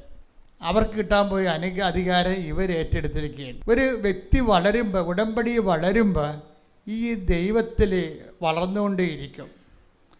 എന്താണ് അവളെടുക്കുന്ന ഭാരം? ഈശോ എന്താ പറഞ്ഞത്? എൻ്റെ ഭാരം എന്ന് പറഞ്ഞിട്ട് ഈശോ പറഞ്ഞു. എൻ്റെ ഭാരം എന്ന് പറഞ്ഞിട്ട് ഈശോ എന്താ പറഞ്ഞത്? അത് ലഘുവാണെന്നാണ് പറഞ്ഞത്. കാര്യം എന്താണ്? കർത്താവിൻ്റെ അഭിഷേകത്തോടെ ഒരു ഭാരമെടുത്താൽ ശ്രദ്ധിക്കട്ടെ. ഹല്ലേലൂയ, ഹല്ലേലൂയ, ഹല്ലേലൂയ, ഹല്ലേലൂയ, ഹല്ലേലൂയ, യേശുവേ നന്ദി, ഹല്ലേലൂയ, ഹല്ലേലൂയ, ഹല്ലേലൂയ, ഹല്ലേലൂയ, ഹല്ലേലൂയ. അപ്പോൾ ഇവളെന്താ ചെയ്യിക്കണത്? ഈ പ്രേക്ഷിത എന്ത് പറ്റി? അവളെ സൃഷ്ടാവിൻ്റെ പ്രതിച്ഛായക്കൊത്ത് നവീകരിക്കപ്പെടുന്ന പുതിയ സൃഷ്ടിയായിക്കൊണ്ടിരിക്കുകയാണ്. കണ്ട, ഈശോയുടെ ഭാരം എന്ന് പറയുന്നത് എന്താ? വായിച്ചേ. മത്തായി 11:30. മത്തായി 11:30. എന്റെ നുകം വഹിക്കാൻ എളുപ്പമുള്ളതും ചുമട് ഭാരം കുറഞ്ഞതുമാണ്. അപ്പൊ കർത്താവിന് വേണ്ടി ഒരു ചുമടെടുത്താൽ അത് ദൈവത്തിൻ്റെ അഭിഷേകം ഉള്ളത് കൊണ്ട് ഇവർക്ക് ഭാരം കുറഞ്ഞു കിട്ടും. പ്രേക്ഷിതയ്ക്ക് ഭാരം കുറഞ്ഞു കിട്ടും. അമ്മയ്ക്കും ഇത് ഭാരമാണ്. കാര്യം എന്താ? മാനുഷികമായിട്ടാണ് അവരെടുക്കുന്നത്. അമ്മ സേവയിലെ വരുമാനമാണ് നോക്കിയത്. കാര്യം 10-20,000 രൂപ മാസം കിട്ടുന്നതാണ്.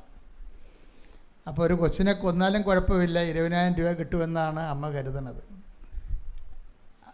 പക്ഷേ നമ്മളെപ്പോഴും ശ്രദ്ധിക്കേണ്ടതേ, ഒരു മനുഷ്യൻ ക്രിസ്ത്യാനിയാണ് അല്ലേ എന്നുള്ളത് ഇതുപോലെ 1-2 അനുഭവങ്ങൾ വരുമ്പോൾ മാത്രമേ ദൈവം അസസ് ചെയ്യണേ.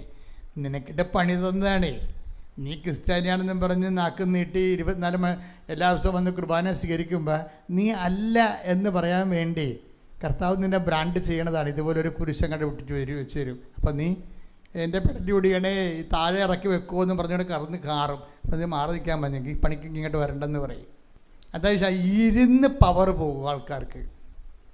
നിങ്ങളുടെ സ്വഭാവം എന്താണോ അത് ദൈവികമല്ല എന്നുണ്ടെങ്കിൽ ഇരുന്ന് പവർ പോകും. അതുപോലെ തന്നെയാണ് ഇരുന്ന പവർ കൂടുന്നത്. ഈ പ്രേക്ഷിത കണ്ട അവിടെ ഇരുന്ന് പവർ കൂടുകയാണ്. അധികാരം എന്ന് പറയുന്നതാണ് ആധ്യാത്മികതയുടെ ലക്ഷണമെന്ന് പറയുന്നത്. അത് ദൈവത്തിൽ നിന്ന് കിട്ടുന്നതാണ്. ദൈവത്തിന് വേണ്ടി ജീവിച്ച് കഴിയുമ്പോൾ നമ്മൾ ഉടമ്പടിയിൽ നല്ല അധികാരം ഉണ്ടാകേണ്ടതാണ് എല്ലാവർക്കും. ഉടമ്പടി നീലയും വെള്ളയൊക്കെ ഞാൻ കാണുന്നുണ്ട്. പക്ഷേ അധികാരം ഉണ്ടാകുന്ന ചോദിക്കുന്നത് പിന്നെയും പേർക്കിടാവിൻ്റെ പരീക്ഷയും പറഞ്ഞുകൊണ്ട് വലിയമ്മമാർ വെള്ള ഉടമ്പടിയായിട്ട് വരികയാണ്. അപ്പം ഞാൻ ചോദിച്ചു, മകളെന്തേ? ഈ പേർക്കിടാവിനൊരു അമ്മ ഉണ്ടല്ല, അവൾ ഇന്ന് ഇതിൽ പോയെന്ന് ഉദ്യോഗത്തിന് പോയിരിക്കുകയാണ്. അപ്പം അമ്മാമ്മയുടെ ഉടമ്പടിയിൽ പേരക്കിടാവിന് പരീക്ഷയ്ക്ക് പേപ്പറും കൊണ്ട് വന്നിരിക്കുകയാണ്. അമ്മ കാണാനില്ല. ആ പണ്ടാരം എൻ്റെ അടുത്ത് കിട്ടുകയാണെങ്കിൽ ചിലപ്പോൾ ഞാൻ ചോദിക്കും കുമ്പസാരത്തിനത്തെ കൊല്ലമായെന്ന് ചോദിക്കും. ആ സാധനമൊന്നും അതിനില്ലത്. അതിങ്ങനെ ഉദ്യോഗം ചെയ്തുകൊണ്ട് നടക്കുകയാണ്. എന്നിട്ട് അമ്മയുടെ ഉടമ്പടി പൂർണ്ണത പോരട്ടെ പിന്നെ തൂമ്പാ പോലെ അനുഗ്രഹം വെട്ടിയെടുക്കണം അമ്മാമ്മനെ കൊണ്ട്. ഈ അമ്മാമ്മമാർക്ക് ഞങ്ങൾ ഉടമ്പടി കൊടുക്കാത്തതിൻ്റെ കാരണം ഇവർ ഇന്നലെ നാളെ പേരക്കിടാങ്ങളെ കാര്യം പറഞ്ഞുകൊണ്ട് വരും. അതാണ് പ്രശ്നം. അപ്പോൾ നിങ്ങൾ ഓർക്കുക, നിങ്ങളുടെ ഉടമ്പടിയിൽ പേരക്കിടാങ്ങൾക്ക് പ്രൊവിഷൻ ഇല്ല കേട്ടോ. അമ്മാമ്മമാർ ആരും ഒരിക്കലും പേരക്കിടാങ്ങളുടെ കാര്യം പറഞ്ഞുകൊണ്ട് വരരുത്. നിങ്ങളുടെ ഭർത്താവിൻ്റെ കാര്യം പറയാം. പേരക്കിടാങ്ങളെ പറയാൻ നിങ്ങളുടെ അതിന് അപ്പനും അമ്മയും ഉണ്ട്. നിങ്ങൾ അമ്മാമ്മയാണ് ഇല്ലേ? അത് എപ്പോഴും ഓർത്തേക്കണം. ഞങ്ങളിതെല്ലാം നോക്കിയാണ് ഈ വിഷയം ചെയ്തിരിക്കുന്നത്. ആധ്യാത്മികമായ വളർച്ച ഉറപ്പ് വരുത്തുന്ന രീതിയിലല്ല ക്രമീകരിക്കണം. അല്ലാതെ കൈ നനയാതെ മീൻ പിടിക്കാൻ ഒരു മക്കളെയും സമ്മതിക്കത്തില്ല. കാര്യം ഇവിടെ കൃപാസനത്തിൽ നിങ്ങൾക്ക് ലഭിക്കുന്ന അടയാളങ്ങൾ എന്തിൻ്റെ അടയാളമാണ്? ദേവമാതാവ് പ്രത്യക്ഷപ്പെട്ടതിൻ്റെ അടയാളമാണ്. ആ പ്രത്യക്ഷപ്പെട്ടതിൻ്റെ അടയാളം ആ പ്രത്യക്ഷീകരണത്തിൻ്റെ ശുശ്രൂഷയായ ഉടമ്പടി എന്ന് അവൻ പറയണ പോലെ ചെയ്യുമ്പോഴാണ് ദൈവം അത് ടേക്കപ്പ് ചെയ്യണത്. അവൻ പറയണ പോലെ ചെയ്യാത്ത ആൾക്കാർ ഇതിനാണ് ആൾത്താരെ വരണത്.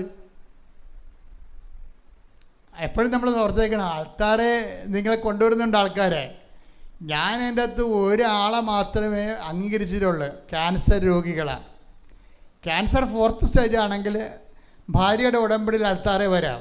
അല്ലാത്ത ആർക്കും ആരുടെ ഉടമ്പടിയും ആൾത്താരെ വരാൻ പറ്റത്തില്ല. അതിൻ്റെ കാരണം എന്ന് വെച്ച് കഴിഞ്ഞാൽ ഉടമ്പടി ധ്യാനകേന്ദ്രമായതുകൊണ്ട് അമ്മയുടെ പ്രത്യക്ഷീകരണത്തിൻ്റെ ഭാഗമായിട്ടാണ് ഉടമ്പടി കിട്ടിയിരിക്കുന്നത്. അപ്പോൾ ഉടമ്പടിയുടെ ശുശ്രൂഷ എന്ന് പറയുന്നത് പ്രത്യക്ഷീകരണത്തിൻ്റെ ശുശ്രൂഷയാണ്. പ്രത്യക്ഷീകരണത്തിൻ്റെ ശുശ്രൂഷ എന്ന് പറയണത് അവൻ പറയണ പോലെ ചെയ്തുകൊണ്ട് അവൻ്റെ നാമത്തിൽ വളരുന്ന വ്യക്തികളാണ്. സുവിശേഷം കൊടുക്കാൻ വേണ്ടും ആധ്യാത്മിക അധികാരം പ്രാപിച്ചുകൊണ്ട് വളരാനുള്ളതാണ് ഈ ധ്യാനകേന്ദ്രത്തിൻ്റെ അടിസ്ഥാന ഉദ്ദേശം. അപ്പോൾ വളർച്ചയില്ലാത്തൊരു ആൾക്കാരെ ഞാൻ കയറി കണ്ട കാര്യമുണ്ടാകും. അവർ വേറെ ധ്യാനകേന്ദ്രത്തിൽ പോകണം. ഇവിടെ ഇതിൻ്റേതായിട്ടുള്ള രീതികളുണ്ട്. പ്രത്യക്ഷീകരണം ഇവിടുത്തെ പ്രധാനപ്പെട്ട വിഷയം. ആ പ്രത്യക്ഷീകരണം സ്ഥിരീകരിക്കാൻ വേണ്ടി, അടയാളം കിട്ടാൻ വേണ്ടി ദൈവം ഈ ലോകത്ത് തന്നതാണ് ഉടമ്പടി.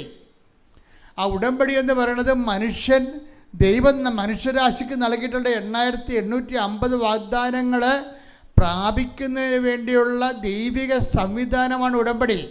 ഉടമ്പടി തന്നെയാണ് വാഗ്ദാനം തന്നെ ഉടമ്പടി. വാഗ്ദാനം പ്രാപിക്കുന്നത് ഉടമ്പടി ജീവിച്ചുകൊണ്ടാണ്. ശ്രദ്ധിക്കട്ടെ, ഹല്ലേലൂയ.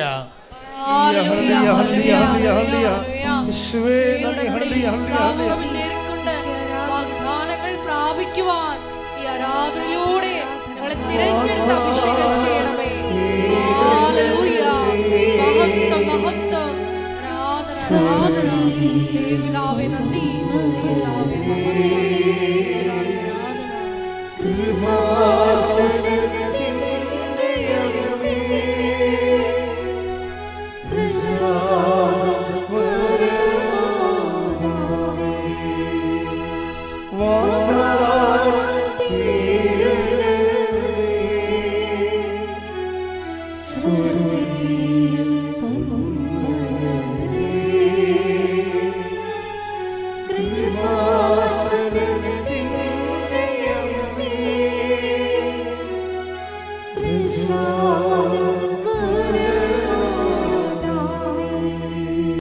ഉടമ്പടി പ്രയോഗത്തിൽ വരുമ്പോൾ ആ പ്രയോഗത്തിൽ വരുന്നതിൻ്റെ വിശ്വാസം എക്സ്പ്രസ് ചെയ്യുന്ന ഒരു മാർഗമാണ് പ്രാർത്ഥനയെന്ന് പറയുന്നത്. അതാണ് ആ പ്രാർത്ഥനയ്ക്ക് 25 പോയിൻ്റാണ് ഉള്ളത്. ബാക്കി ദൈവാനുഗ്രഹത്തിൻ്റെ അകത്ത് 25 പോയിൻ്റാണ് ഈ പ്രാർത്ഥനയ്ക്ക് കിട്ടുന്നത്. അത് നിങ്ങളെ പ്രാർത്ഥന നീട്ടിപ്പാടിയാലും കുറുക്കി പാടിയാലും ആവർത്തിച്ച് പാടിയാലും പോയിൻ്റ് 25. എന്താ കാര്യം? പ്രാർത്ഥനയ്ക്കുള്ള ഒരു പരാധീനത, അതുകൊണ്ട് ദൈവത്തിന് പ്രയോജനമില്ലെന്നുള്ളതാണ്. അത് മനസ്സിലാക്കണം മക്കളെ. നിങ്ങളെ ഇവിടെ ഇരുന്നുകൊണ്ട് 1000 വിശ്വാസപ്രമാണം ആവർത്തിച്ച് ചെല്ലിയ ദൈവത്തിന് എന്താണ് അതിനകത്ത് റിട്ടേൺസ്? ദൈവത്തിന് അതുകൊണ്ട് എന്താ പ്രയോജനം? അതാണ് വിഷയം. നിങ്ങളെ നാക്കെട്ടടിച്ച് നീട്ടിപ്പാടിയെന്ന് വിചാരിച്ചോ ഇവിടെ ഇരുന്നുകൊണ്ട് ഒരു 3 മണിക്കൂർ ഭജന എടുത്തോ? അതുകൊണ്ട് ദൈവത്തിന് എന്താണ് പ്രയോജനം? അപ്പോൾ ദൈവത്തിന് പ്രയോജനം ഇല്ലാത്ത കാരണം തന്നെ പ്രാർത്ഥനയുടെ പോയിൻ്റ് 25 പോയിൻ്റായിട്ടാണ് ഇനി വിശ്വാസത്തിൻ്റെ എക്സ്പ്രഷൻ പ്രാർത്ഥന 45 പോയിൻ്റുള്ള ഒരു സാധനം ഇതിൻ്റെ അകത്തുണ്ട്. അതെന്താണത്? പ്രഖ്യാപനമാണ്. 45 പോയിൻ്റ്, 25 പോയിൻ്റാണ് പ്രാർത്ഥനയ്ക്കുള്ളത്. 45 പോയിൻ്റുള്ള ഒരു കാര്യം ഈ പ്രാർത്ഥന ഉടമ്പടിയിലുണ്ട്. അതെന്താണ്? പ്രഖ്യാപനമാണ്. പ്രഖ്യാപനം എന്ന് പറഞ്ഞാൽ എന്താണ്? പ്രഖ്യാപനം എന്ന് പറയുന്നത് രക്ഷ പ്രാപിക്കുന്നതിന്, രക്ഷയെന്ന് പറഞ്ഞാൽ യേശുക്രിസ്തുവിനെ പ്രാപിക്കുന്നതിനുള്ള സിംഗിൾ വിൻഡോ ഓപ്പറേഷനാണ് പ്രഖ്യാപനം എന്ന് പറയുന്നത്. അത് യേശു കർത്താവാണെന്ന് അധരം കൊണ്ട് ഏറ്റു പറയണം. ദൈവം അവനെ മരിച്ചവരെന്ന് ഉയർപ്പിച്ചെന്ന് ഹൃദയത്തിൽ വിശ്വസിക്കണം. അപ്പോൾ യേശു കർത്താവാണെന്ന് പറയണം അധരം കൊണ്ട് ഇപ്പം ഞാനിങ്ങനെ യേശു കർത്താവാണ്, യേശു കർത്താവാണ്, യേശു കർത്താവെന്ന് പറഞ്ഞിരിക്കുകയല്ല. അത് ആരോടാ പറയേണ്ടത്? കർത്താവിനെ അറിയാത്തവരോട് പറയണം. അതാണ് പ്രഖ്യാപനത്തിൻ്റെ പ്രശ്നം. Take the bed of God. ശ്രുതികട ഹല്ലേലൂയ. ഹല്ലേലൂയ ഹല്ലേലൂയ ഹല്ലേലൂയ. യേശുവേ നന്ദി. ഹല്ലേലൂയ ഹല്ലേലൂയ. റോമ 10:9. ആകയാൽ യേശു കർത്താവാണ് എന്ന് അധരം കൊണ്ട് ഏറ്റുപറയുകയും ദൈവം അവനെ മരിച്ചവരിൽ നിന്ന് ഉയർപ്പിച്ചു എന്ന് ഹൃദയത്തിൽ വിശ്വസിക്കുകയും ചെയ്താൽ നീ രക്ഷ പ്രാപിക്കും. അപ്പൊ രക്ഷ പ്രാപിക്കാനുള്ള 2 വഴികളാണ് ഉള്ളത്. എന്തൊക്കെയാണത്? രക്ഷ എന്ന് പറയുന്നത് എന്താണ്? ക്രിസ്തു. ആ വിഷയം. രക്ഷ എന്ന് പറയുന്നത് എന്താണ്? ക്രിസ്തുവിനെ. അതറിയണമെങ്കിൽ ലൂക്ക 2:30 വായിച്ച് ശ്രുതികട ഹല്ലേലൂയ.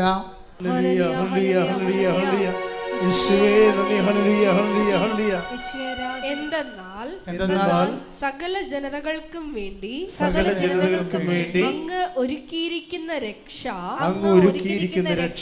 എന്റെ കണ്ണുകൾ കണ്ടു കഴിഞ്ഞു. അപ്പം രക്ഷ എന്ന് പറയുന്നത് എൻ്റെ കണ്ണുകൾ കണ്ടു കഴിഞ്ഞെന്ന് ആരാണ്? ശമയോൻ ദീർഘദർശി ഉണ്ണിമിശിഹായെ കയ്യിലെടുത്ത് പറയുന്ന വാക്കാണ്. അപ്പം രക്ഷ ആരാണ്? ഈശോയാണ്. ഈ ഈശോയെ എന്താ മനുഷ്യൻ ചെയ്യണത്? രക്ഷ പ്രാപിക്കുകയാണ്, അല്ലേ? രക്ഷ പ്രാപിക്കുകയാണ്. രക്ഷ പലതരത്തിൽ പ്രാപിക്കാം. ഈ ക്രിസ്തുവിനെ പലതരത്തിൽ പ്രാപിക്കാം. അത് ബോഡിയിൽ പ്രാപിച്ച ക്രിസ്തു ശക്തി ആയതുകൊണ്ട് സൗഖ്യമായിട്ട് നമുക്ക് മാറും. അത് ഇതുപോലെ ജീവിത മണ്ഡലങ്ങളിൽ പ്രാപിക്കാം. ക്രിസ്തു ശക്തി ആയതുകൊണ്ട് അത് അനുഗ്രഹമായിട്ട് മാറും. ജോലി, വീട്, വിവാഹം, അങ്ങനെ പോവുക സംഭവം. ഇനി ക്രിസ്തുവിനെ മറ്റു വ്യക്തികളിലേക്ക് പ്രാപിക്കാം. അതെങ്ങനെയാണ്? യേശു കർത്താവാണെന്ന് അധരം കൊണ്ട് ഏറ്റുപറയണം. ഏറ്റുപറയുന്ന വിഷയങ്ങൾ എപ്പോഴും ഓർത്തേക്കണം. യേശു കർത്താവാണെന്ന് അധരം കൊണ്ട് ഏറ്റുപറയുമ്പോൾ ആരോടാണ് ഏറ്റുപറയണത്? മനുഷ്യന്മാരോട് പറയണം യേശു കർത്താവാണെന്ന്. മനസ്സിലായില്ലേ? ഏറ്റുപറയുന്ന എല്ലാത്തിനും ഒരു സമൂഹം ഉണ്ടാവും. ഏറ്റുപറയുന്ന എല്ലാത്തിനും ഒരു സമൂഹം ഉണ്ടാവും. സമൂഹത്തിന് മുന്നിൽ നമ്മൾ പറയണത് യേശു കർത്താവാണെന്ന്. അതാണ് മനുഷ്യരുടെ മുമ്പിൽ എന്നെ ഏറ്റുപറയണമെന്ന് പറഞ്ഞത്. 10:32 എടുത്ത് ശ്രുതികട ഹല്ലേലൂയ.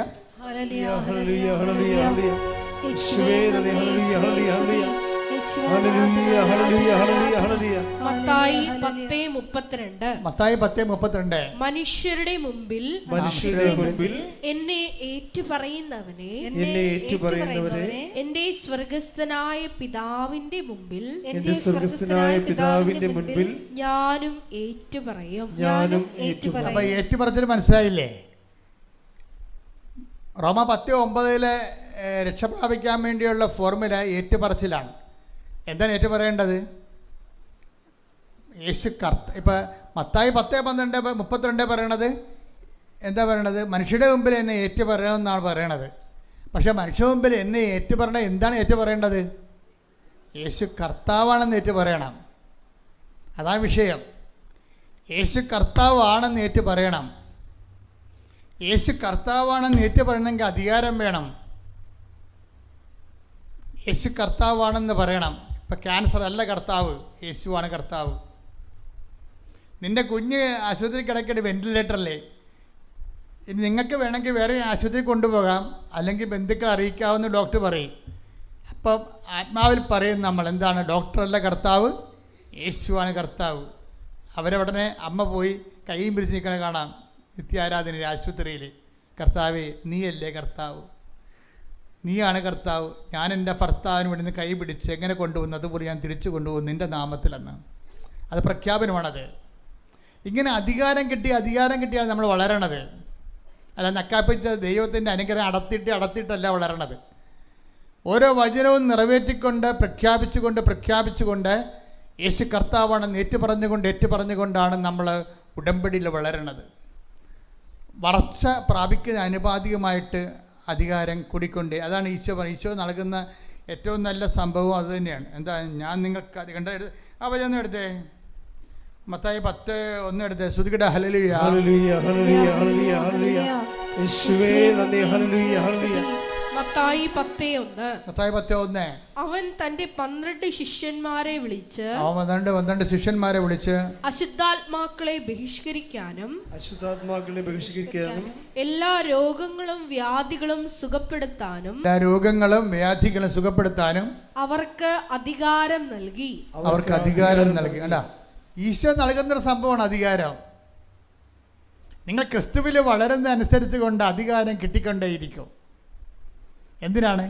ഏറ്റുപറഞ്ഞാണ് അധികാരം ഉണ്ടാക്കുന്നത്. അല്ല ഉടമ്പടി ഇങ്ങനെ നീല വെള്ളയായി സിൽവറായെന്ന് പറഞ്ഞിരിക്കുന്നൊരു കാര്യമില്ല. മറിച്ച് ഈ അധികാരത്തെ വളരുന്നുണ്ടെന്ന് നോക്കണം. അധികാരത്തിൽ വളരണത് ഏറ്റുപറഞ്ഞുകൊണ്ടാണ്. ഏറ്റുപറയേണ്ടത് യേശു കർത്താവാണെന്നാണ്. യേശു കർത്താവാണെങ്കിൽ വേറെ ആരും കർത്താവല്ലെന്നാണ്. ശ്രദ്ധിക്കട്ടെ. ഹല്ലേലൂയ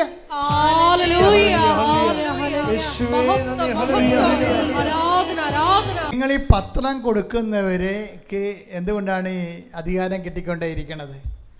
അത് ഏറ്റുപറച്ചിലാണ് പത്രം കൊടുക്കുന്നത്. നിങ്ങൾക്ക് പണ്ടൊരു പത്രം കൊടുക്കാൻ പോലും എന്ത് പേടിയായിരുന്നു. മറ്റുള്ളവർ എന്ത് വിചാരിക്കും, എന്ത് പറയുമെന്നൊക്കെ വിചാരിച്ചുകൊണ്ട് വീട്ടിൽ ഇരുന്നുകൊണ്ട് വിശ്വാസ പ്രമാണത്തിന് എണ്ണം കൂട്ടും. ഈ പണ്ടാരത്തിനെ കൊണ്ട് അതേ പറ്റത്തുള്ളേ. കുറച്ച് കഴിയുമ്പോഴാണ് മനസ്സിലാകണത് ഈ ഉടമ്പടി കുരച്ച് വരുന്നില്ല എന്തുകൊണ്ടാണെന്ന്. കൈയിരിപ്പ് കൊണ്ടാണല്ലോ. പിന്നെ എന്തുകൊണ്ടാണ്? കാര്യം നിങ്ങൾ ഈ പണ്ടത്തെ പരിപാടി തന്നെയാണ് ഇപ്പോൾ ഈ നാക്കിട്ടടിയുള്ള പരിപാടി തന്നെ ഇപ്പോഴും ചെയ്തുകൊണ്ടിരിക്കുന്നത്. അല്ല സത്യസന്ധമായിട്ട് ദൈവത്തിന് 10 പൈസ ഗുണമുള്ളൊരു കാര്യം ചെയ്തിട്ടില്ല. ക്രിസ്തുവിനെ കൈമാറാതെ ദൈവം നിങ്ങളെ അംഗീകരിക്കേണ്ടത്. ക്രിസ്തുവിനെ കൈമാറണം മറ്റു മനുഷ്യരോട്. കഴിഞ്ഞ ദിവസങ്ങളിൽ ഇവിടെ കൃപാ മറിയം എന്നും പറഞ്ഞൊരു മർത്തോമ ഡോക്ടർ വന്നായിരുന്നു. കൃപാ മറിയം അവർ കാത്തലിക്കിലാണ് കല്യാണം കഴിച്ചിരിക്കുന്നത്. അപ്പോൾ അവരുടെ ആദ്യത്തെ കുഞ്ഞ് ഇൻറ്റേർണൽ ബ്ലീഡിങ് വന്ന് മരിച്ചുപോയി. ആദ്യത്തെ കൊച്ച് വയറ്റിൽ കിടന്ന് മരിച്ചു. ആന്തരിക രക്തപ്രവാഹം കാരണം. അപ്പോൾ അവർക്ക് ഡോക്ടറായതുകൊണ്ട് അവർക്കറിയാം ഒരു സ്ത്രീയുടെ ഉദരത്തിൽ ഇൻറ്റേർണൽ ബ്ലീഡിങ് വന്നാൽ അടുത്ത കൊച്ചിനും അത് തന്നെ വരും, ആ കൊച്ചും മരിക്കും. അടുത്ത കൊച്ചിനും അത് തന്നെ വരും, അത് മരിക്കുമെന്നറിയാം. പക്ഷേ ഡോക്ടറിന് ഈ ഉടമ്പടിയുടെ മാതാപിതാക്കന്മാർ പറയുന്നുണ്ട് ഉടമ്പടി തൈലം പെരുട്ട് വയറേറെന്നൊക്കെ പറയും. പക്ഷെ അവരെന്താ സയൻസ് അല്ല പഠിച്ചിരിക്കണത്. ഉടമ്പടി തൈലം അവർ സയൻസ് എല്ലാം പഠിച്ചിരിക്കണത് എടുത്ത് ഡോക്ടറായിട്ട് പിന്നെ ഉടമ്പടി തൈലം പെരുട്ടി എങ്ങനെ സിങ്കാകണത്? പക്ഷേ അതുകൊണ്ട് അവർക്ക് ആദ്യമൊക്കെ ഇത് ഉൾക്കൊള്ളാൻ ഭയങ്കര പാടാണ്. കാരണം ഇൻറ്റേർണൽ ബ്ലീഡിങ്ങിന് അവർ ശാസ്ത്രീയമായ കാരണങ്ങളല്ല കണ്ടുപിടിച്ചിരിക്കണത്. അതിന് പകരം ഉടമ്പടി തൈലം എടുത്ത് വയറ്റേ പെട്ടിയിൽ എങ്ങനെ ശരിയാവുന്നതാണ് ഇവിടെ ഈ ശാസ്ത്രീയ ബുദ്ധി കുടുംബം ഉണ്ടാകുന്നൊരു കുഴപ്പം. വിശ്വാസത്തിൽ ലളിതമായിട്ട് വിശ്വസിക്കാൻ പാടാണ്. നമ്മുടെ ഹൃദയശുദ്ധത എന്നുള്ള സാധനം പോവും. അല്ലെങ്കിൽ നിങ്ങൾ അതിനുവേണ്ടി പ്രത്യേക ട്രീറ്റ്മെൻറ്റ് എടുക്കണം. കാര്യം ബൈബിളിൽ എന്താ നേരത്തെ ഈ വിഷയം പറഞ്ഞിട്ടുണ്ട്. എന്താണ്? ബുദ്ധി കൊണ്ട് ലോകത്തെ മനസ്സിലാക്കി ദൈവത്തെ മനസ്സിലാക്കാനും പാടാണ്. ബുദ്ധിക്ക് അതീതമാണ്. അതുകൊണ്ട് ഹൃദയശുദ്ധതയാണ് നല്ലതെന്ന് പറഞ്ഞിട്ടുണ്ട്. ഈ ബുദ്ധിയുടെ വങ്കത്വം കൂടുന്നതനുസരിച്ച് കൊണ്ട് ഹൃദയശുദ്ധത കുറഞ്ഞു വരും. ഇപ്പോൾ ഈശോ എന്താ പറഞ്ഞത്? ഹൃദയശുദ്ധിയുള്ളവർ ഭാഗ്യവാന്മാരെന്നല്ലേ. Take the word of God. ശ്രുതികട്ടെ. ഹല്ലേലൂയ ഹല്ലേലൂയ ഹല്ലേലൂയ ഹല്ലേലൂയ ഹല്ലേലൂയ യേശുവേ നന്ദി. ഹല്ലേലൂയ ഹല്ലേലൂയ ഹല്ലേലൂയ. മത്തായി 5:8 മത്തായി 5:8 ഹൃദയശുദ്ധിയുള്ളവർ ഭാഗ്യവാന്മാർ. അവർ ദൈവത്തെ കാണും. ദൈവാനുഭവത്തിന് വേണ്ടത് എന്താണ്? ഹൃദയശുദ്ധിയാണ് വേണ്ടത്. അപ്പം അവിടെ മാതാപിതാക്കന്മാർ കൊണ്ടുനടന്ന് അവർ ഡോക്ടറോട് പറയാം, മകളെ ഉടമ്പടി തൈലം തേക്ക്, കർത്താവല്ലാതെ ഇനി വേറെ മാർഗമൊന്നും ഇല്ലെന്ന് പറയും. അപ്പോൾ ഇവൾ പറയും ഉടമ്പടി തേലും തേച്ചാലും ഡോക്ടർ പറയും ഉടമ്പടി തേലും തേച്ചാലും ശരിയാകുമോ? ഇൻറ്റേർണൽ ബ്ലീഡിങ് വന്നു കഴിഞ്ഞാൽ പിന്നെ എപ്പോഴും അത് വരുമെന്നാണ് ശാസ്ത്രം പറയണത്. അതാണ് പ്രശ്നം. അപ്പം അവർക്കത് സിങ്കാകണില്ല. പക്ഷെ കൊച്ചിനെ വേണം താനും. ഒരു കുഞ്ഞിനെ ഒരു കൊല്ലം വയറ്റിലിട്ടിട്ട് അവസാനം അത് ചത്ത് പുറത്തേക്ക് വന്നു കഴിഞ്ഞാൽ ആ അമ്മ അനുഭവിക്കുന്ന സങ്കടം എന്തായിരിക്കും? അതല്ല അതിൻ്റെ വൈകാരിക നിലവാരം എന്ന് പറയണത്. നമ്മുടെ ബുദ്ധിയും ശാസ്ത്രവും എന്തൊക്കെ പഠിപ്പിച്ചാലും ഈ അമ്മയുടെ കണ്ണുനീര് എങ്ങനെ പരിഹാരം കാണും? അതിന് കർത്താവ് തന്നെ വേണ്ടേ? അപ്പോൾ ഈ മാർത്തോമ ഡോക്ടർ എന്നാ പറഞ്ഞാലും ശരി, അവർ അടുത്ത പ്രഗ്നൻ്റ് ആയപ്പോൾ തന്നെ അവർ ഉടമ്പടിയിലോട്ട് വന്നു. സ്വന്തമായിട്ട് ഉടമ്പടി എടുത്തിട്ട് അവരുടെ 3-ാം മാസം ആകുമ്പോഴാകുമ്പോൾ തന്നെ അവർ വയറ്റിൽ ഉടമ്പടി തേലം തേച്ച് വിശ്വാസ പ്രമാണം ചെല്ലാൻ തുടങ്ങി. വയറ്റിൽ ഉടമ്പടി തേലം തേച്ച് വിശ്വാസ പ്രമാണം ചെല്ലാൻ തുടങ്ങി. അവർ പറയണത്, ഞാൻ പിന്നീട് സ്കാനിങ്ങിന് പോകുമ്പോൾ 3-ാം മാസം 6-ാം മാസം 9-ാം മാസം സ്കാനിങ് ഉണ്ടല്ലോ, സ്കാനിങ്ങിന് പോകുമ്പോഴൊക്കെ ഞാൻ ഉപ്പ് കൊണ്ടുപോയി സ്കാനിങ്ങിൻ്റെ മെഷീൻ്റെ ഇപ്പുറത്ത് വിശ്വാസ പ്രമാണം ചൊല്ലിയിടും. അതാണ് വിഷയം. അപ്പോൾ എന്താണ്? അവർ കൈപൊക്കി സമ്മതിക്കണം, കർത്താവേ നീയാണ് വയറും കുഞ്ഞുങ്ങളെയും അതിൻ്റെ പ്രഗ്നൻസിയും ഡെലിവറിയും ഇതെല്ലാം സൃഷ്ടിച്ച ശാസ്ത്രമല്ലല്ലോ. ശാസ്ത്രം എന്താണ് ശരിക്കും പറഞ്ഞാൽ? ദൈവം ഇവിടെ സൃഷ്ടിച്ച് വെച്ചിരിക്കുന്ന കാര്യം എങ്ങനെയാണെന്നല്ല ശാസ്ത്രം പറഞ്ഞത്, എന്താണെന്നല്ല പറഞ്ഞത്. ദൈവം സൃഷ്ടിച്ച് വെച്ചിരിക്കുന്ന കാര്യം എന്താണെന്നാണ് പറഞ്ഞിരിക്കുന്നത്. അതാണ് വിഷയം. അതുകൊണ്ട് തന്നെ ആ ദൈവത്തെ മറന്ന് നമുക്കൊന്നും ചെയ്യാൻ പറ്റത്തില്ല. ഇപ്പം നിങ്ങൾ ഐയു എന്നൊക്കെ പറഞ്ഞുകൊണ്ട് ഡോക്ടർ പറയുമ്പോൾ നിങ്ങളുടെ ഭ്രൂണം കൊണ്ടുപോയി ശീതീകരിച്ച് വെച്ചിട്ട് ഒരെണ്ണം എടുക്കും, പിന്നെ 4 ഒരു പാക്കേജ് 5 ലക്ഷത്തിൻ്റെ പാക്കേജ് അതിൽ നിന്ന് ഒരെണ്ണം എടുത്ത് നിങ്ങൾക്ക് തരും, ഒരെണ്ണം തന്നെ കൊന്ന് മാറ്റും. ഇതെല്ലാം പരിപാടി. ചിലപ്പോൾ ഒരെണ്ണം ജനിച്ചത് അപ്പോൾ എത്രണ്ണത്തിനെ കൊന്നിട്ടാണ്, എത്ര സൈഗോട്ട് കൊന്നിട്ടാണ് ഒരു കൊച്ചിനെ ഉണ്ടാക്കുന്നത്. ഇത് സഭ ഇതിനെതിരാണ്. അതുകൊണ്ട് ബുദ്ധിയും ബോധമുള്ളവരും ദൈവത്തോട് പേടിയുള്ളവരാരും ഈ സംഭവം ചെയ്യത്തില്ല. ഇന്നലെ ഇവിടെ ഒരു സാക്ഷ്യം ഉണ്ടായി. 16 കൊല്ലം മക്കളില്ല. 16 കൊല്ലം, ഒരു 6 കൊല്ലമല്ല, 16 കൊല്ലം. 16ാമത്തെ കൊല്ലം അവിടെ ഉടമ്പടി ചെയ്ത് 3-ാം മാസം ഒരു പ്രഗ്നൻ്റായി കുഞ്ഞിനെ കൊണ്ടൊന്ന് സാക്ഷ്യം പറയുക. അപ്പോൾ ഇതിൻ്റെ പ്രശ്നം എന്ന് പറയുന്നത്, ശാസ്ത്രം എത്ര പുരോഗമിച്ചെന്ന് പറഞ്ഞാലും ദൈവത്തിൻ്റെ ഇടപെടൽ വേറെ ഒരു ലെവലിലാണ് ആ സംഭവം പോണത്. ഈ IUF ഉള്ളാന്ന ലോകത്ത് തന്നെയാണ് ഇവർ 16 കൊല്ലം മക്കളില്ലാതെ നടന്നത്. പക്ഷേ കർത്താവുമായിട്ട് അവർ ഉടമ്പടിയിലേക്ക് എത്തിക്കഴിയുമ്പോൾ ഇവരുടെ ആവശ്യം ദൈവത്തിൻ്റെ ആവശ്യമായി മാറും. പക്ഷേ എൻ്റെ പ്രശ്നം എന്താണ്? നിങ്ങൾ ദൈവത്തിൻ്റെ ആവശ്യമായിട്ട് പ്രാഥമിക ഉടമ്പടി ചെയ്യുന്നതിൽ കുഴപ്പമില്ല. പക്ഷേ നിങ്ങൾ ദൈവ സ്വഭാവത്തിലേക്ക് പതുക്കെ ഉടമ്പടി ചെയ്യാനുള്ള അനുവാദവും അനുഗ്രഹവും യോഗ്യതയും വർദ്ധിപ്പിച്ചു കൊണ്ടേയിരിക്കണം. അല്ല, പേപ്പറിൻ്റെ കളർ മാറ്റിയാൽ ശരിയാകത്തില്ല. വർദ്ധിപ്പിച്ചു കൊണ്ടേയിരിക്കണം. അങ്ങനെ വർദ്ധിപ്പിച്ചുകൊണ്ടിരിക്കുമ്പോഴാണ് എന്ത് പറ്റണത്? അധികാരം കൂടും. പിന്നെ ഉടമ്പടിയിലുള്ള ഒരു വിഷയം എന്താ? അത് പ്രാർത്ഥന. ചില കാര്യം ഇപ്പോൾ 16 കൊല്ലം ഇവർ പ്രാർത്ഥിച്ചില്ലേ? 16 കൊല്ലം ഇവർ മക്കളില്ലാതെ ആൾക്കാർ 16 കൊല്ലം പ്രാർത്ഥിച്ച് കാണുമല്ലോ. എന്നാൽ പിന്നെ എന്താ 16 കൊല്ലത്തിലൂടെ ആ പ്രാർത്ഥനയ്ക്ക് മക്കളില്ലാതെ ഇടണത്? അതിൻ്റെ അപ്പുറത്ത് കുറേ സാധനങ്ങളുണ്ട്. അതെന്താണ്? ഒന്ന് പ്രഖ്യാപനമാണെന്ന് ഞാൻ നിങ്ങൾ പറഞ്ഞു. അതിൻ്റെ ഉദ്ദേശം എന്താണ്? യേശു കർത്താവാണെന്ന് പ്രഖ്യാപിക്കണം. 10 പത്രം മനുഷ്യടുത്ത് കൊടുക്കുമ്പോൾ എന്ത് ചെയ്യും? നിങ്ങൾക്ക് തലക്ക് അസുഖമാണ്. വിദ്യാഭ്യാസത്തിൻ്റെയും ശാസ്ത്രത്തിൻ്റെയും ലോകത്ത് പത്രോജ് വന്നുകൊണ്ട് നടക്കണം. നാണമുണ്ടോ നിങ്ങൾക്കൊന്ന് ഇരുന്നു? അപ്പോൾ നിങ്ങൾ പറഞ്ഞ നാണമില്ല കർത്താവിന് വേണ്ടി. ഞാൻ മാത്രമല്ല, ഞങ്ങളുടെ തലമുറ 2000 കൊല്ലമായിട്ട് നാണമില്ലാത്തവന്മാരാണ് ഇത് ഉണ്ടാക്കിയത്. അവർ ആടുകളുടെ കുപ്പായങ്ങൾ ഇട്ടുകൊണ്ട് വെയിലത്തൂടെ അവർ നടത്തിയിട്ടുണ്ട്. അവരെ മരത്തെ തൂക്കി അസ്ത്രം ചെയ്ത് കൊന്നിട്ടുണ്ട്. അവരെ കട്ടിലിട്ട് വറുത്ത് കൊന്നിട്ടുണ്ട്. അവരുടെ ഇന്നത്തെ ആൾക്കാരാണ് ഞങ്ങൾക്ക് നാണമില്ല. എന്ത് കാര്യം? കർത്താവിനെ ലോകത്ത് കൊടുക്കുന്നതിൽ ഞങ്ങൾക്ക് നാണമില്ല. നീ ഇന്ന് ഞങ്ങളെപ്പോലെ നാളെ നീയും കർത്താവിനെ പ്രഘോഷിക്കുന്ന ഒരു കാലം ഉണ്ടാകുമെന്ന് പറയണം. അതാണ് അധികാരം. ശ്രദ്ധിക്കട്ടെ. ഹല്ലേലൂയ, ഹല്ലേലൂയ, ഹല്ലേലൂയ, ഹല്ലേലൂയ, ഹല്ലേലൂയ, ഹല്ലേലൂയ, ഹല്ലേലൂയ.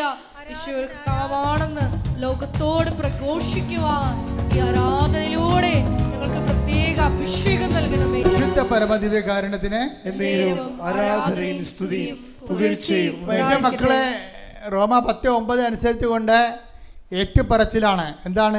യേശു കർത്താവാണെന്ന് ഏറ്റുപറയണം. ഏറ്റു പറയണത് എന്താണ്?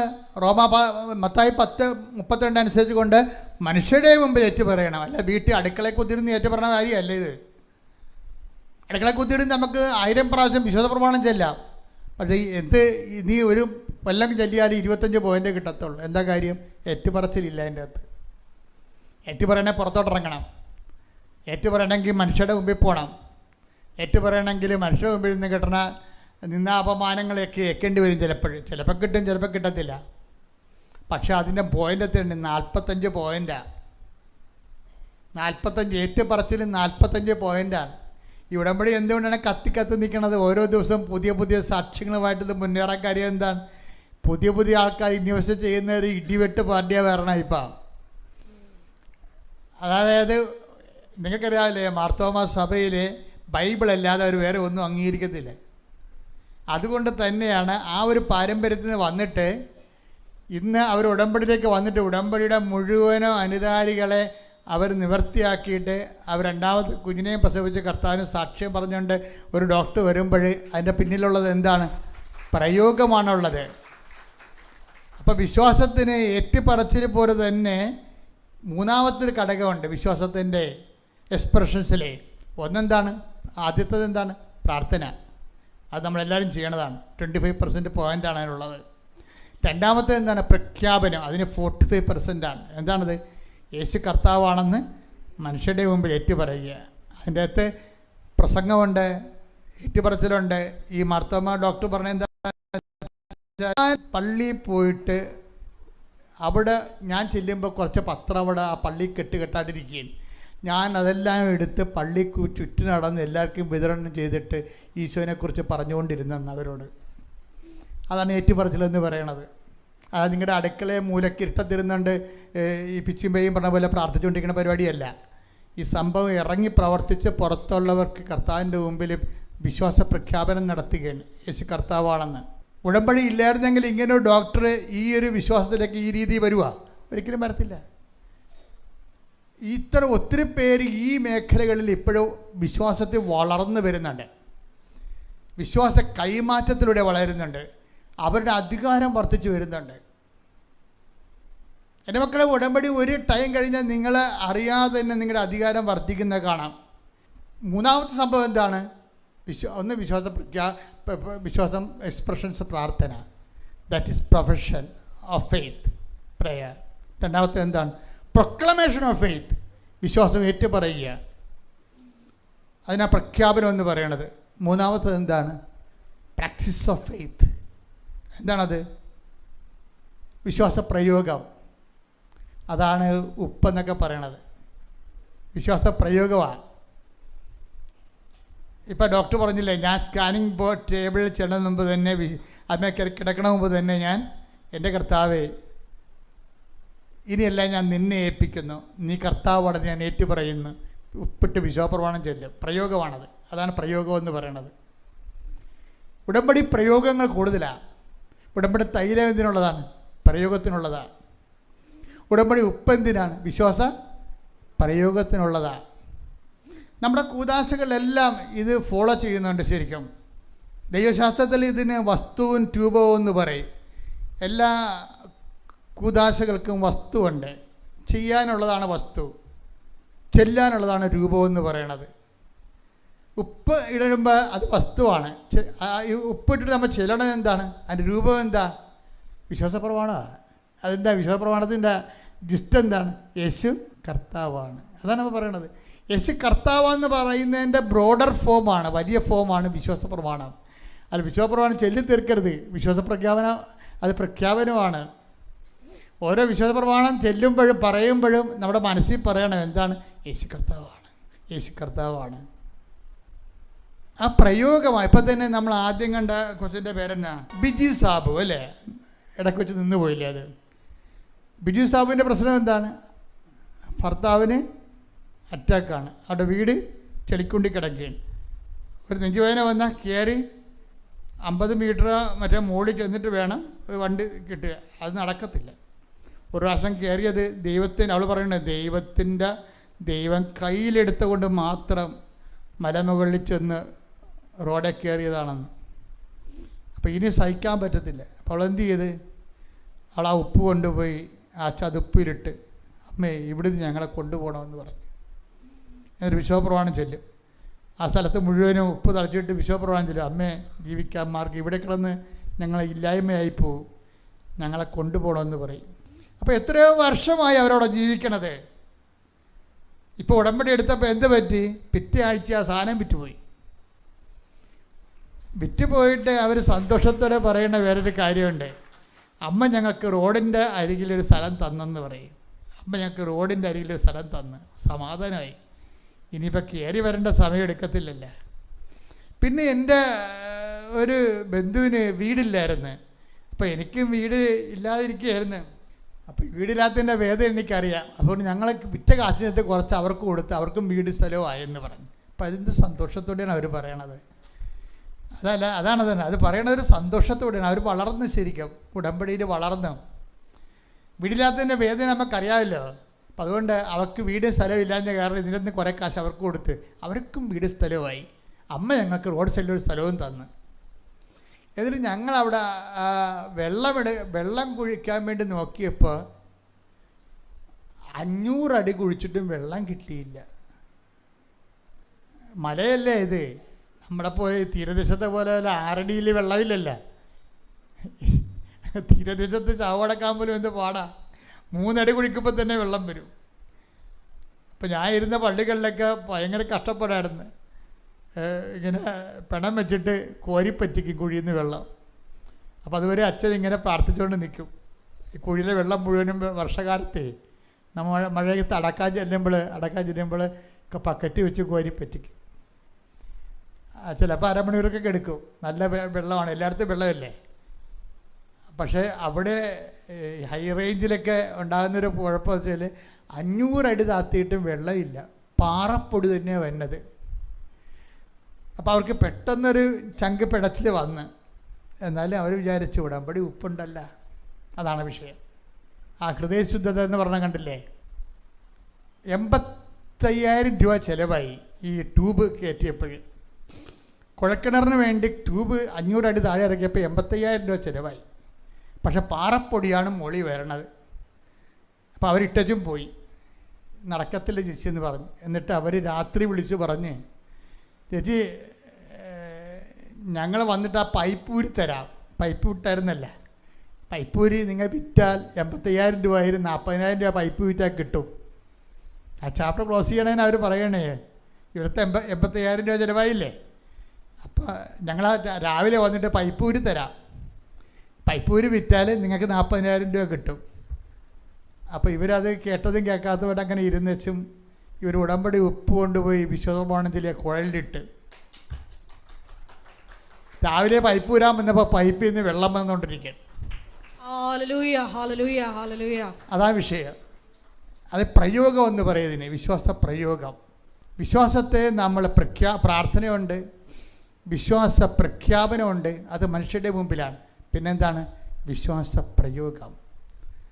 അതുപോലെ വസ്തുക്കൾ ഉപയോഗിച്ചുകൊണ്ട് വിശ്വാസത്തെ പ്രയോഗിക്കും. അപ്പോഴാണ് ഈ കരിമ്പാറയെന്ന് വെള്ളം ചീറ്റണത്. ഇതിങ്ങനെ എത്രയോ ആയിരക്കണക്കിന് അനുഭവങ്ങളല്ലേ ഉടമ്പടിയിലുള്ളത്. അപ്പോൾ നിങ്ങളിതൊക്കെ നോക്കുമ്പോൾ ഞാൻ എന്തുകൊണ്ടാണ് എപ്പോഴും ഞാൻ നിങ്ങളെക്കുറിച്ച് വല്ലപ്പോഴും വല്ല നല്ല വർത്തമാനം പറഞ്ഞിട്ടുണ്ടോ? ഒരിക്കലും. വല്ല കാലത്തും നിങ്ങളെക്കുറിച്ച് ഞാൻ നല്ല വർത്തമാനം വല്ലതും പറഞ്ഞിട്ടുണ്ടോ? പറയത്തില്ല. അതിൻ്റെ കാരണം ഈ ഉപ്പിടുമ്പോൾ ഒരു 100 പേര് ഉപ്പിട്ടാൽ 2 പേർക്ക് മാത്രമേ വെള്ളം കിട്ടത്തുള്ളൂ. അതെന്താ കാര്യം? ബാക്കി ഉപ്പിടുന്ന കക്ഷികളാരും ഉപ്പിടാൻ വേണ്ടി വളർന്നിട്ടില്ല. അതാണ് പ്രശ്നം. വെറുതെ ഇവിടുന്ന് ഉപ്പും മേടിച്ചുകൊണ്ട് പോയി ഇടണമെങ്കിൽ 2 കിലോ ഉപ്പ് കൊണ്ട് ഇട്ടാൽ മതിയില്ല. പക്ഷെ വർക്കൗട്ട് ചെയ്യത്തില്ല. അധികാരമില്ലാത്ത കാരണം വർക്കൗട്ട് ചെയ്യത്തില്ല. നിങ്ങൾ എവിടെയൊക്കെ ഉടമ്പടി തേച്ച് തേൻ കുടിച്ചെന്നൊക്കെ പറഞ്ഞൊരു കാര്യമൊന്നുമില്ല. ആ വ്യക്തി അതിനുള്ള യോഗ്യത ഉണ്ടാകണം. അതിന് ദൈവ സ്വഭാവത്തിലേക്ക് ആ വ്യക്തി വളരണം. ആ ദൈവ സ്വഭാവത്തിലേക്ക് വളരുന്നതിന് വേണ്ടി തന്നെയാണ് ഇപ്പം നമുക്കറിയാമല്ലോ 2 പത്രോസ് 1:4 ദൈവ സ്വഭാവത്തിലേക്ക് വളരാൻ. അത് തന്നെയല്ലേ അവസാനിക്കണത്. എന്താണ്? കൊളോസ്യസ് 3:10 സൃഷ്ടാവിൻ്റെ പ്രതിച്ഛായക്ക് നവീകരിക്കപ്പെടുന്ന പുതിയ മനുഷ്യനെ സ്വീകരിക്കുവാൻ. അപ്പം നമുക്ക് നവീകരിക്കപ്പെടുന്നെങ്കിൽ സൃഷ്ടാവിൻ്റെ പ്രതിച്ഛായക്ക് നവീകരിക്കപ്പെടാൻ പറ്റത്തുള്ളൂ. സൃഷ്ടാവിൻ്റെ പ്രതിച്ഛായക്കകത്ത് നവീകരിക്കപ്പെടുന്ന പുതിയ മനുഷ്യൻ ആരാ? ക്രിസ്തുവാണോ? എനിക്ക് തോന്നണില്ല. ഇപ്പം കൊളോസ്യസ് 3:10 പറയുന്ന സൃഷ്ടാവിൻ്റെ പ്രതിച്ഛായക്കകത്ത് നവീകരിക്കപ്പെടുന്ന പുതിയ മനുഷ്യനെ സ്വീകരിക്കുവാൻ പറയണില്ലേ? അപ്പം ഈ പുതിയ മനുഷ്യൻ ആരാ? സൃഷ്ടാവിൻ്റെ പ്രതിച്ഛായ എന്ന് പറഞ്ഞാൽ ആരാണ്? ക്രിസ്തുവാണോ? അപ്പം ക്രിസ്തുവാണെങ്കിൽ പിന്നെ പഴയ മനുഷ്യൻ അതിൻ്റെ ചെയ്തികളോട് ദൂരെ എറിയാൻ വേണ്ടി ക്രിസ്തു പഴയ മനുഷ്യനല്ലല്ലോ. അപ്പം ക്രിസ്തുവിന് നമ്മൾ അതിൻ്റെ അകത്ത് കൊണ്ടുവരരുത്. ക്രിസ്തുവിൻ്റെ പ്രതിച്ഛായ തന്നെയാണ്. പക്ഷേ when we connected with human creatures, നമ്മളുമായിട്ട് ബന്ധപ്പെട്ട് വരുമ്പോൾ സൃഷ്ടാവിൻ്റെ പ്രതിച്ഛായ ആരാണ്? സൃഷ്ടിയായ അമ്മ തന്നെയാണ്. പൗലോസ് അറിഞ്ഞെങ്കിലും അറിയാതെ പറയുന്നൊരു കാര്യം എന്താണ്? നിങ്ങൾ അമ്മയെപ്പോലെ ക്രിസ്തുവിനെ സ്വീകരിച്ചുകൊണ്ട് Behold the handmaid of the Lord, be it done to me according to thy word. ഇതാ കർത്താവിൻ്റെ ദാസി, നിൻ്റെ വചനം പോലെ ഇതിൽ നിറവേറട്ടെ. അവൻ പറയണ പോലെ ചെയ്തുകൊണ്ട് മാതാവിൻ്റെ അധ്യാത്മികതയിലേക്ക് വളരുന്ന വ്യക്തി കർത്താവിൻ്റെ പ്രതിച്ഛായക്ക് നവീകരിക്കപ്പെടുന്ന പുതിയ മനുഷ്യൻ അധികാരമുള്ളവനാണ്. ഈ അധികാരമുള്ളവനാണ് വിശ്വാസം പ്രയോഗിക്കുമ്പോൾ പെട്ടെന്ന് മറുപടി വരണത്. അധികാരം പ്രാപിക്കാൻ നോക്കുക. ഉപ്പും അതുപോലെ തന്നെയുള്ള നേർച്ച വസ്തുക്കളൊക്കെ ഉടമ്പടി തൈലൊക്കെ ഉപയോഗിക്കണ മുമ്പ് കർത്താവിൻ്റെ വചനത്തിൽ വിശുദ്ധീകരിച്ചുകൊണ്ട് സൃഷ്ടാവിൻ്റെ പ്രതിച്ഛായക്കകത്ത് ഉയരുന്ന അധികാരമുള്ള മനുഷ്യനെ പോലെ വളരുക. ശ്രദ്ധിക്കട്ടെ. ഹല്ലേലൂയ.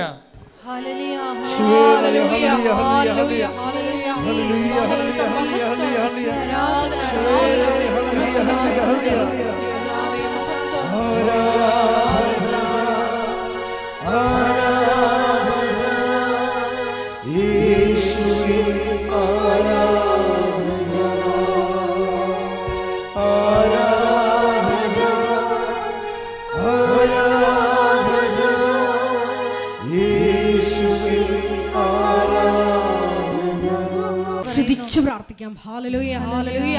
നാളിതുവരെ ഞങ്ങൾക്ക് ലഭിച്ച എല്ലാ കൃപകൾക്കും അനുഗ്രഹങ്ങൾക്കും നന്ദി പറയുന്നു. Hallelujah, hallelujah. മഹത്വം, മഹത്വം. ദൈവപിതാവേ നന്ദി, ദൈവപിതാവേ മഹത്വം, ദൈവപിതാവേ ആരാധന. ഹല്ലേലൂയ.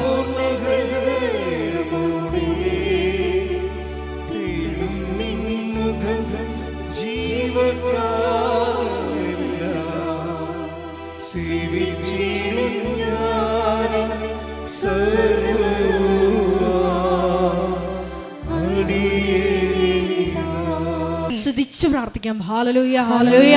മരിയനോട് ഉടമ്പടി എടുത്ത് പ്രാർത്ഥിക്കുന്ന ഞങ്ങളുടെ കുടുംബങ്ങളെ വിശുദ്ധീകരിക്കണമേന്ന് പ്രാർത്ഥിക്കുന്നു, ശക്തീകരിക്കണമേന്ന് പ്രാർത്ഥിക്കുന്നു, ആത്മാവാൽ വഴി നടത്തണമേന്ന് പ്രാർത്ഥിക്കുന്നു, സാക്ഷികളാക്കി ഉയർത്തണമേന്ന് പ്രാർത്ഥിക്കുന്നു, വലിയ വലിയ ദൈവാനുഭവങ്ങൾ നൽകണമേന്ന് പ്രാർത്ഥിക്കുന്നു. Hallelujah, hallelujah. മഹത്വം, മഹത്വം. ആരാധന, ആരാധന.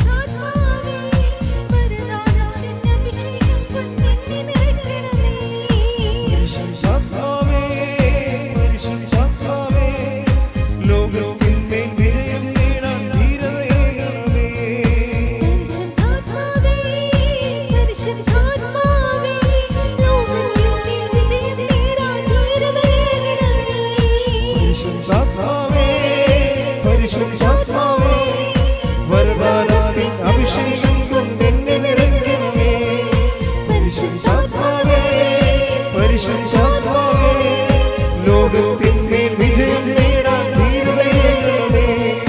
ജലപരപ്പിൽ ചലിച്ചു നിന്നൊരു പരിശുദ്ധാത്മാവേ, ജലകോടികളിൽ ജ്വലിച്ചു നിന്നൊരു പരിശുദ്ധാത്മാവേ, ജലപരപ്പിൽ ചലിച്ചു നിന്നൊരു പരിശുദ്ധാത്മാവേ, ജലകോടികളിൽ ജ്വലിച്ചു നിന്നൊരു പരിശുദ്ധാത്മാവേ, പരിശുദ്ധാത്മാവേ, പരിശുദ്ധാത്മാവേ, വരദാനത്തിൻ അഭിഷേകം കൊണ്ടെന്നെ നിറയ്ക്കണമേ.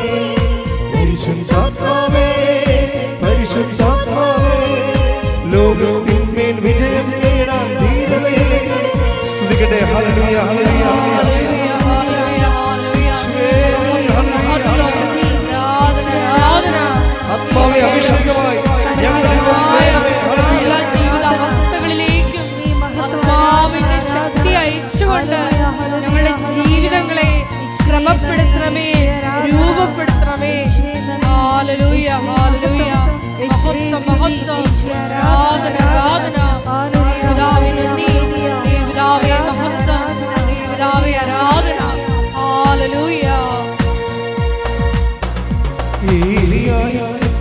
ജ്വലിച്ചൊരു പരിശുദ്ധാത്മാവേ, ഏലീശായിൽ ഇരട്ടിയേകിയ പരിശുദ്ധാത്മാവേ,